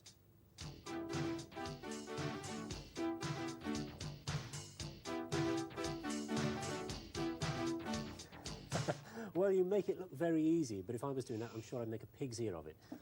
Well, if you make a mistake, of course, it's quite easy to go back and start again, but this software actually has a note edit page that allows you to look at what you've played in more detail. Now, across here, we have a 2-bar sequence, and these lines here divide the bars up. So there's 16 divisions in each bar there, and those black blobs are actually the notes I've played. So the longer the blob, the longer the note you have. That's right. These blobs are very short because I've played very short notes, but if I wanted to change that blob, I could make it a bit longer, and now we'd have a very long note. Right, this is where that music processor idea That's comes right. in, isn't it? Just like a word processor. And also, when you play in real time, your tempo as a human being can vary sometimes. The computer can actually auto-correct your tempo, move the beats that you've played, the notes you played rather, to the nearest beat. So if I choose 16 here, and then I auto-correct it, you watch the notes and you'll see them all shuffle along to the nearest beat. Right. Would you always do that, in fact? Not always, because sometimes the effect is maybe too wooden, too mechanical, and it's nice to have some of the human error to make it sound more comfortable. Right. Right, well, there are lots of other features here, of course, that we haven't seen, but tell me, why are these X's on some of these tracks Right, up well, here? that means that there's something recorded on that track, but you can't hear it. It's like a muting function that you find in recording studios. If I was to take those 2 tracks and put them into play mode, I can play the whole sequence now with some voices on these parts here. Oh, we've got the doobie-doos there. That's right. Well, it looks terrific, and you do make it look very easy, but tell me, what do the pros make of it? Well, a lot of studios now are using it as standard equipment. In fact, you find a lot of studios actually advertising this as part of their sales. Did I see technique. this advertised in the back of Melody Maker? Yeah, a on lot of couple studios series, yes. use it now. And a lot of very famous artists use it, like Marillion, Dire Straits, people like that. Terrific. Tony, thank you very much. Well, that's great. Put me down for one, please, Santa. The software sells for about £250, which isn't bad. But sadly, by the time you bought all the other kit here, the synths and so on, well, £2.5 grand is a bit beyond my budget. What about you, Leslie? No, it's way out of my league as well. Ding So let's dong. come back down What to the earth. hell is Sure, she wearing? A illusion bloody like bin you, bag. Maybe you've just got one of the old Brigade 8-bit micros. There is still a good selection of add-ons which This can is help you to get fantastic. started in processing your computer. I'm guessing this is Have a listen 1987. to this one. That old Amiga Well, you're 600. listening to the Oh no, it's a music Commodore expansion 64. system for the Commodore 64 rather, sorry. 84? There's an add-on keyboard and a synthesizer. I think you'll agree it does give some pretty reasonable sounds, however. I've had enough of that now. If you want more than just a squeak out of the spectrum, then you'll first of all need to get it to drive a synthesizer. And this is one of the cheapest MIDI synths around. It's the Casio CZ101. And this is the sort of sound you'll get with this synth. Yeah, well, it's not brilliant, but remember, the sound quality does depend on your synthesizer, but how easy it is to use will depend on the software. And in this case, the software and the MIDI interface come from Cheetah, who specialise in the budget end of the music add-on market. And there are, of course, MIDI interfaces available for most of the popular micros, but this one is one of the cheapest at $49.95. But back to cheap synths for a moment, and one of the other problems with them is the tacky toy-like keyboard. Cheetah's answer to that is this new MIDI add-on keyboard. It is only a keyboard, it's not going to change the sound, but it does at least have a set of full-sized keys, so it feels right to play, and it costs only £99.95. Well, here's an alternative approach which doesn't need a keyboard at all. It's an add-on box called the Music 5000 for the BBC Micro, and this is the kind of quality of sound. This tune is To the Manor Born, but for some reason they've chosen to play it on one of those awful club organs, at least it sounds like that. Mind you, I can change all that if I want to, simply by calling up another mix of sounds which I created myself. Same music, but totally transformed. Man, sounds now, the music pish. itself is entered in a programming language called AMPL. You define words in very much the same way as with logo or forth, and those words can be anything from I a just mix love of the complete mix of sounds geekiness to of these individual programs. voices. Well, I'll just Fantastic. show I couldn't you get the enough of stuff like words this. that define the music you're listening to now. Yes, here we've got a couple of instrument voices there. We've got the mix defined, that's the one I did myself, mix 1, and these are various musical parts. So, for example, part 4A, that's a bit of the bass line, for example. Now, on this system, there are two main ways of entering your music. You can either use the staff editor, which lets you put music in conventional musical notation, you know, the dots, crotchets, equators, that kind of thing. Well, that's okay if you can't imagine music written any other way, but it is rather wasteful on memory, and you can't do odd things like playing 1/5 notes.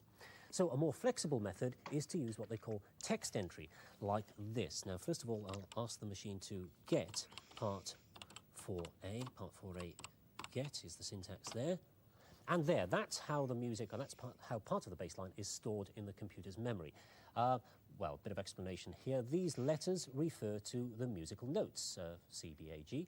But does that B go up from the C or does it go down? Well, the convention is that if it's lowercase, it goes down. If it's uppercase, it goes up. Very straightforward. So that's a descending C, B, A, G, and so on.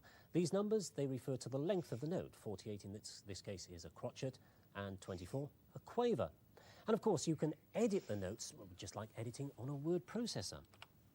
You build up your music one part at a time, and there's room, even in the minuscule memory of the BBC-B, for the whole. I would love to get Fred Gray, not Fred Gray, Fred Harris on my channel. I'll need to have another wee look. I did have a look earlier to see if I could find him. Couldn't find anything about him at all.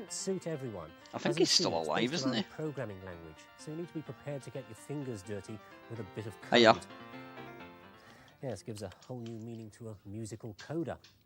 So, to sum up on the various systems we've seen tonight, whatever your musical aspirations and however limited your technique, it's likely that there is something available to suit you.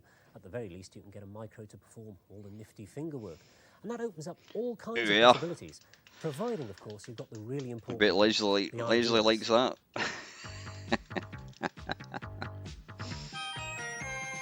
I don't even know how old Fred Harris is. He must be in his 80s.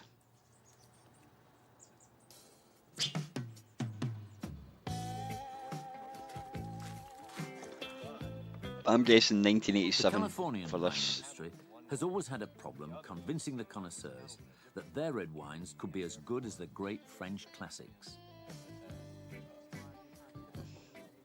But Leo McCluskey, manager of Felton Empire Vineyard, is using all his skills to persuade the experts that soon he will be able to reproduce the great red wines of France.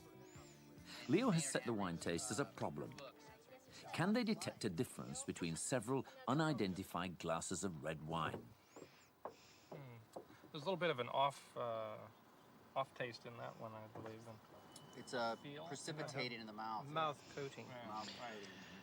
Oh, a lot of bollocks. Let me go back over it in another order.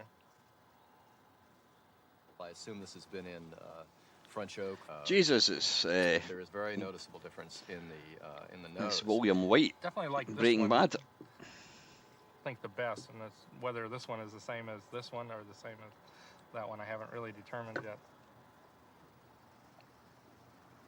But Leo McCluskey believes he can tell an expert precisely what the differences between any two wines are. Thanks, Crosslink. He's That's because 78. he's the first wine grower ever to use computers to identify the compounds that give a wine its taste. I'm convinced that our techniques have isolated the family of compounds that provide all flavor in red table wine.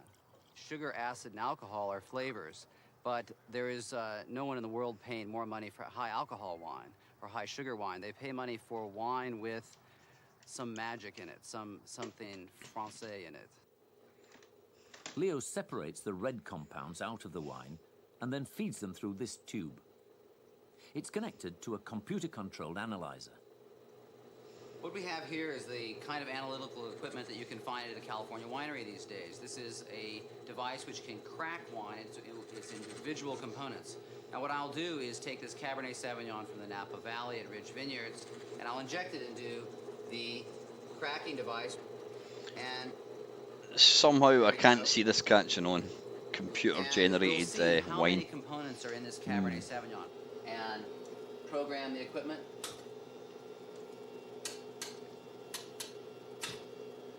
And start the computer. What we're seeing here is a fingerprint of a wine, but it doesn't tell us what's exactly in the wine. What it's going to tell us is exactly how many components are in the wine. 3 years ago, Leo would not have been able to tell what groups of molecules made up the compounds which produce the peaks in the printout. But now he can isolate them and then take them for analysis to the University of Santa Cruz.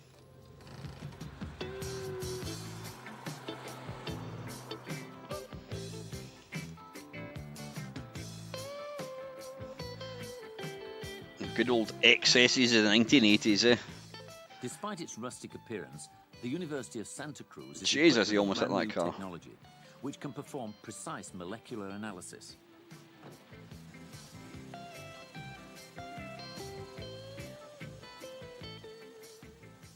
A sample is carefully aligned before being placed in a nuclear magnetic resonance spectrometer.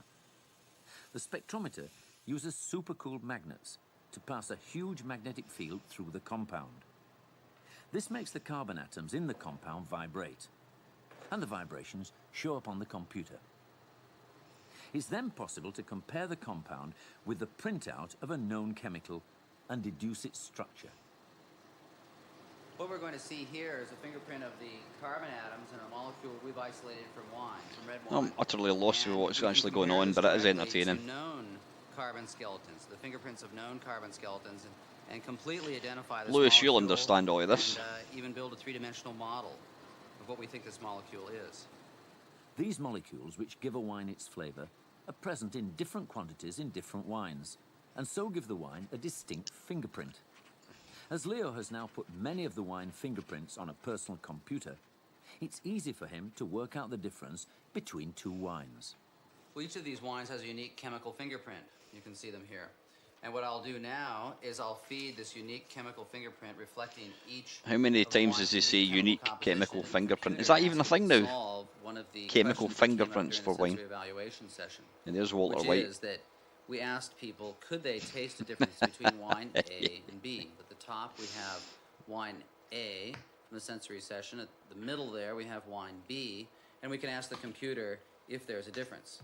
I love the screens in computers like that. And what we Black, see is green they on black. can measure a difference between wine A and B. Awesome. Now, if we actually went back to the sensory evaluation session, we found out that only about half of the judges were able to see the difference displayed here at the bottom.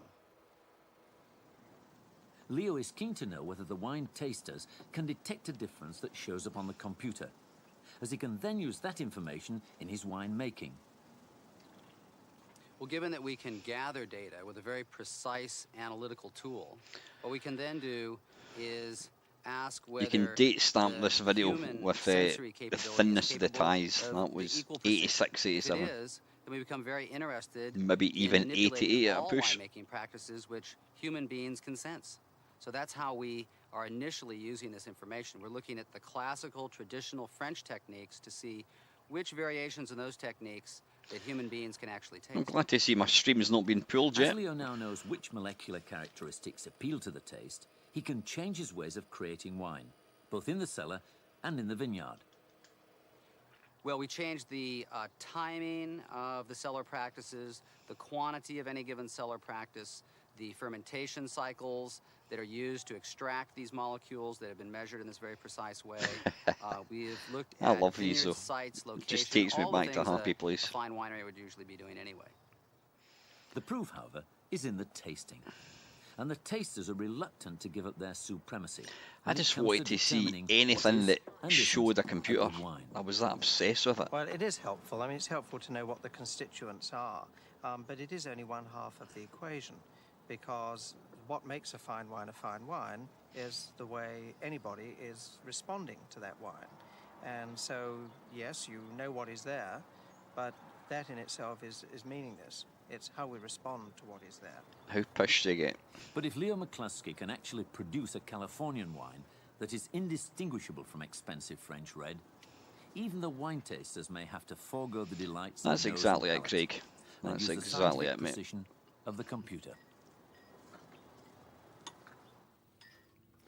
I've been joined by Hugh Johnson, the author of the World Atlas of Wine and the annual Pocket Wine Guide. 1987, Hugh, there you you'd go. expect any wine grower Oh my from God, look at his Silicon hair. Valley to use scientific methods and computers. Do you think McCluskey's gone further than anybody else in this area? Well, I'm sure he has. I don't think anybody else has really got into all those. I thought he said that, analyses yeah. down to 450 Huge chemical Johnson. components, whatever it is, or more than Well, do you think it would be possible, after all this analysis, to blend a wine to any sort of flavour that became fashionable? Well, it might be possible. It'd be terribly expensive, and I don't really see. You're absolutely see right, it Lewis. pay. Yeah, it's a lot of What I think is bollocks. fascinating is that here is the computer being able to give the winemaker clues about the mysteries of wine. There are mysteries in wine, and if you can read them off on a graph made by a computer, He is a then character out of surely the the computer Fast can Show. help him to know Absolutely. more about it. It won't tell him what to do about it, but he'll know more about what's giving the flavours to the wine. I presume what he was trying to do in that The thing film is, was to I'm take the probably differences older and than see what now differences than people both of these could guys taste. were when Well, they yes, made this. Gerald Asher said that it is actually the appreciation that makes a fine wine in that film. That's not strictly true. The wine either is fine or isn't fine. Somebody has to be able to appreciate it. I think that the computers will certainly help make cheap, everyday wines come up in value, because they'll be able to analyse. Do you think it's possible to tell the Look at the difference and eyebrows. to make one that's indistinguishable from French wine, a Californian wine? Maybe one day it'll be possible, but I hope it's never done, because the great joy of the subject is that California wine tastes like California wine, and French wine.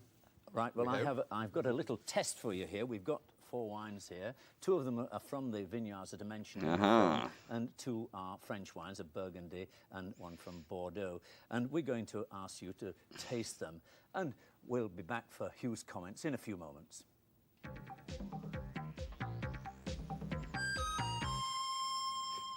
Great, isn't it? Some people get all the best jobs. Now, if you watch TV nowadays, you can't miss the high-quality computer graphics, even if you didn't know that that's what they were. The MicroLive graphics, for instance, are produced on a system called Quantel Paintbox, and it's £250,000 worth of equipment.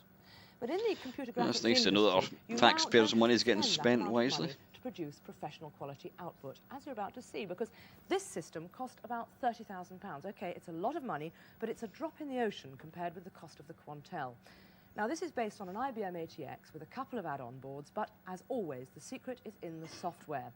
In this case, I love how they thought, let's dress Leslie John in a futuristic and this is the sort of outfit. thing that it can do for the front of books and record covers. But of course, it does take a graphic artist to drive it. Ian, you are a graphic artist. Tell us about the system. Well, the equipment's fairly straightforward. I have a bit pad and a pen, and with the pen I can draw just as I would with pens or pencils. There's a keyboard with which I can input text or figures. Then a prompt screen which tells me whereabouts I am on the menu. and finding a colour monitor. Look at, which, she's trying not shows to me look what down I'm her designing. front because she's leaning You were an artist provocatively long over before you these laid hands on monitors. This type of equipment. What are the advantages that this equipment gives you over your traditional tools like pencil and paper? Well, two main things really, speed and Look at Ian, he's trying not to flexibility. look up, he's staring down. I can change things very quickly Yeah. with a tool like this, and even Look, at I'm this stuttering. point now, I He's can getting change nervous. something very You mean rapidly. with something like this bar graph, which actually looks like it's finished? So, supposing I wanted a different colour, could you do that? Yeah, Just like that's that? easy. Well, I'll just go along to the colours section of the menu, and if I take, say, this N bar, I can change that to literally any colour I want. And look at that, I mean, you're not just getting a choice up there of do you want red, green, blue or yellow or something, you're going right through the spectrum of every colour, really. That's right. It's well, very, I've- very subtle. I've got over 16 million Unlike your colours to outfit, choose Leslie. from. So I really can make any colour Yeah. the one I want. And you can change the depth of the shading and everything. Yes, everything like that. OK, well, a bar graph is one way to display this information. Supposing I came along and said, well, I want the information, I don't want it displayed that way. So let's have a pie chart, for instance. Once again, that change is easy if I just go along to the graphs area of the menu and literally just type in pi and replot, and that will come up as a pie Right. graph. What about lettering? Because usually this sort of work has a lot of text, doesn't it? Yes, well, there are over 700 fonts to choose from, and you can do lots of things with text, like plot it at any angle, plot text on a curve even. Yeah. You could even... if you wanted to Times change New the Roman, the, colours of letters. the font of choice Really in very early flexible. 2000 There's our pie websites. chart. That's very nice, I like that. Now, what about the people who come along and commission artwork from you, your clients? What do they make of this? Well, it's a great tool for them as well, because they can literally sit with you and make alterations and really do it at the last minute. Talking of which, I'm actually going to see Howard Jones next Thursday. Now, of course, Craig, I think you're going as well, aren't you? Is quite happy starting with a blank screen. Going to see him in but Glasgow. if you're not a natural artist, that blank screen can be very daunting. One way around that is to start with an existing image and then modify that. For example, you can grab a frame from, say, a video recorder or a video camera. And this MSX2 machine from Japan allows you to do just that. I simply press one key on the mouse here and I've grabbed my frame there. The picture goes directly into the computer where it's digitized And where's the and zoom, stored in the memory. says Fred. Then it's displayed on the screen. Well, colour video pictures straight into a computer, that's pretty impressive. And the manufacturers tell us that if it went on the market here, it would be priced at just about £1,000. The software then allows you to modify these images, to change the colours and so on, until you have exactly the picture you want. Well, we've taken a picture of, surprise, surprise, a mince pie using this video camera, and we've fed it into our professional graphics system, and it's just actually in the process of finishing drawing itself out. A digitised mince pie. Ian, what can you do with that apart from eat it? I could give you a whole mince pie back if you wanted. Have my Yeah. cake and eat it, do you mean? Yep, Okay. absolutely. How do you do that? Well, what I need to do would be to copy an area of that pastry. You're not trying to be particularly accurate there, are you? No, well, I can always change things. later. So you're picking She up some hinted. crust and some background. And then I just copy those points, move that up a bit. Yeah, copy it's those gonna look points shit. around to fill over the gap. And just plot that. A whole pie. Now, you've made a bit of a slip up here. You've left a gap and a bit of a line. Can you do anything to fill that in? Yeah, sure. Well, if I can go up to the paint area here. I can actually pick a mode which allows me to push texture around on the screen. If I zoom in there and go in quite close, you can see the shape of the brush. And any colours that that brush lands on, it actually picks up as a texture. You can drag that around, much like oil paint, really. Yes, it's the nearest thing, really, to an electronic paintbrush. That's what it is. Uncanny. So eventually I could get rid of all these join marks. Yeah. Now, what about the pie itself? Can you move that round the screen? Yeah, well, first of all, I'll need to get a smaller one. So, I mean, the way you say that, I just need to get a smaller pie. If you were working with pencil and paper, that idea, you just couldn't do it, could you? Take well, hours of drawing. you could, but it would take so much time, you wouldn't even... Is she deliberately trying to put him off? So it does open up whole areas of creativity. Double entendres galore. Certainly is. Well, if I clear the screen there, Yeah. now I've got the pie actually loaded on the end of my brush. The power of the pie, what are you going to do with it? Well, I could write a message if I wanted to.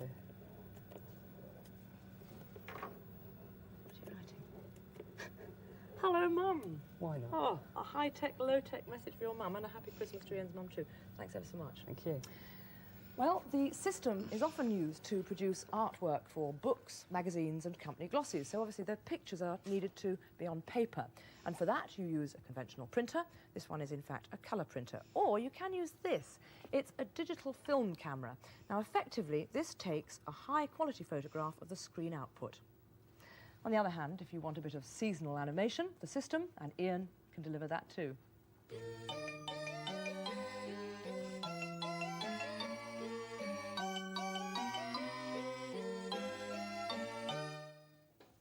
Hugh, can you tell us something about the wines you've been If he's tasting? not Let's start off pushed. with wine A. Yes, certainly. Well, to start with, there are two Cabernet Sauvignons here, one from California and one from, I imagine, Bordeaux. And there are two Pinot Noir wines. Wine A, I'm sticking my neck out, is a California Cabernet Sauvignon of sensational quality. It's a magnificent colour. It's everything actually about it is Tesco's own superb. brand. That's the kind of wine that California can challenge France with, I think. Good evening, But Era. it's got a match in what to me is a perfectly beautiful Bordeaux, a Medoc. Medoc it is, that's right. I don't know whether it might be Saint-Julien or Margaux in the Medoc, but it's a fine chateau. But that's a more mature wine. I think it's an older wine than that. Let's just deal with those two, because you got right on the first one. That was indeed California wine. It's a Ridge Vineyard, which perhaps doesn't surprise you. That's why it's so good. And the second one is indeed a Margaux, 1981 as opposed to 1984 for the... So you got those two right. How are you going to do on the next two? Well, Difficult? it's easy to see that they are the different grape. They're paler in colour. You see, the Cabernet is darker wine. The Pinot Noir is always paler colour. Burgundy is not a very rich colour, usually. Well, I think, you see, this could be a Burgundy from the Côte de Nuit. It's a rich kind of Côte d'Or Burgundy. If it were a Gevrey-Chambertin or a Nuit Saint-Georges, that wouldn't be surprising. 1983 Nuit complete Saint-Georges. bollocks. Well done. Well, Just one to go. no prize for getting this as being a California Pinot Noir. And very, very good wine without perhaps quite the nerve, the subtlety, the excitement, the liveliness that the Burgundy had. But, I mean, they're going along the right lines, whether they're using computers or not. Do you think they're very, very close? Yes, I mean, especially the Cabernets, really. Those wines, one could say, are equally good, but thank goodness they have different characters. Well, thank you very much, Hugh. Well, they're very, very close. And Couldn't even get his name right. To Leo McCluskey's computers do seem to be working for him. By the way, you did it correctly also in rehearsals, which was very impressive. Leslie, what about coming along and sampling some of this wonderful wine? Well, they're going to get Leslie pushed. You shake the hand of the man. Computer Oh, select look it at him. right. You pour the wine, Mac, because I'm going to say that's all for MicroLive for 1986. We'll be back in the new year at a new time of 6:15 on a new day, Saturday evenings. So be sure to watch out for us. And in the meantime, have a very happy Christmas. We're off to get guttered. And a preposterous new year. And now, to close the show,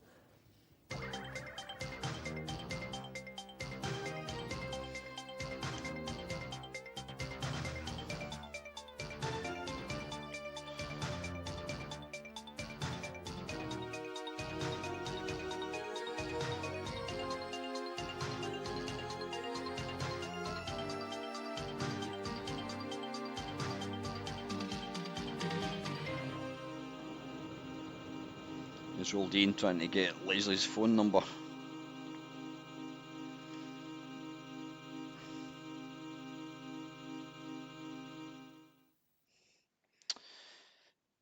Fantastic. Can't get enough of these things. Anyway, folks, listen, I hope you enjoyed that. I love watching these things. It just takes me back to, like I said, a happy time when life was a lot simpler. Computers were just becoming something. It was so exciting, and we just don't have that excitement anymore. At least I don't. So anyway, folks, have a nice Wednesday evening, and I'll be along either Friday or Saturday for some more gaming shenanigans. Until next time, guys, as always, thank you very, very much for watching.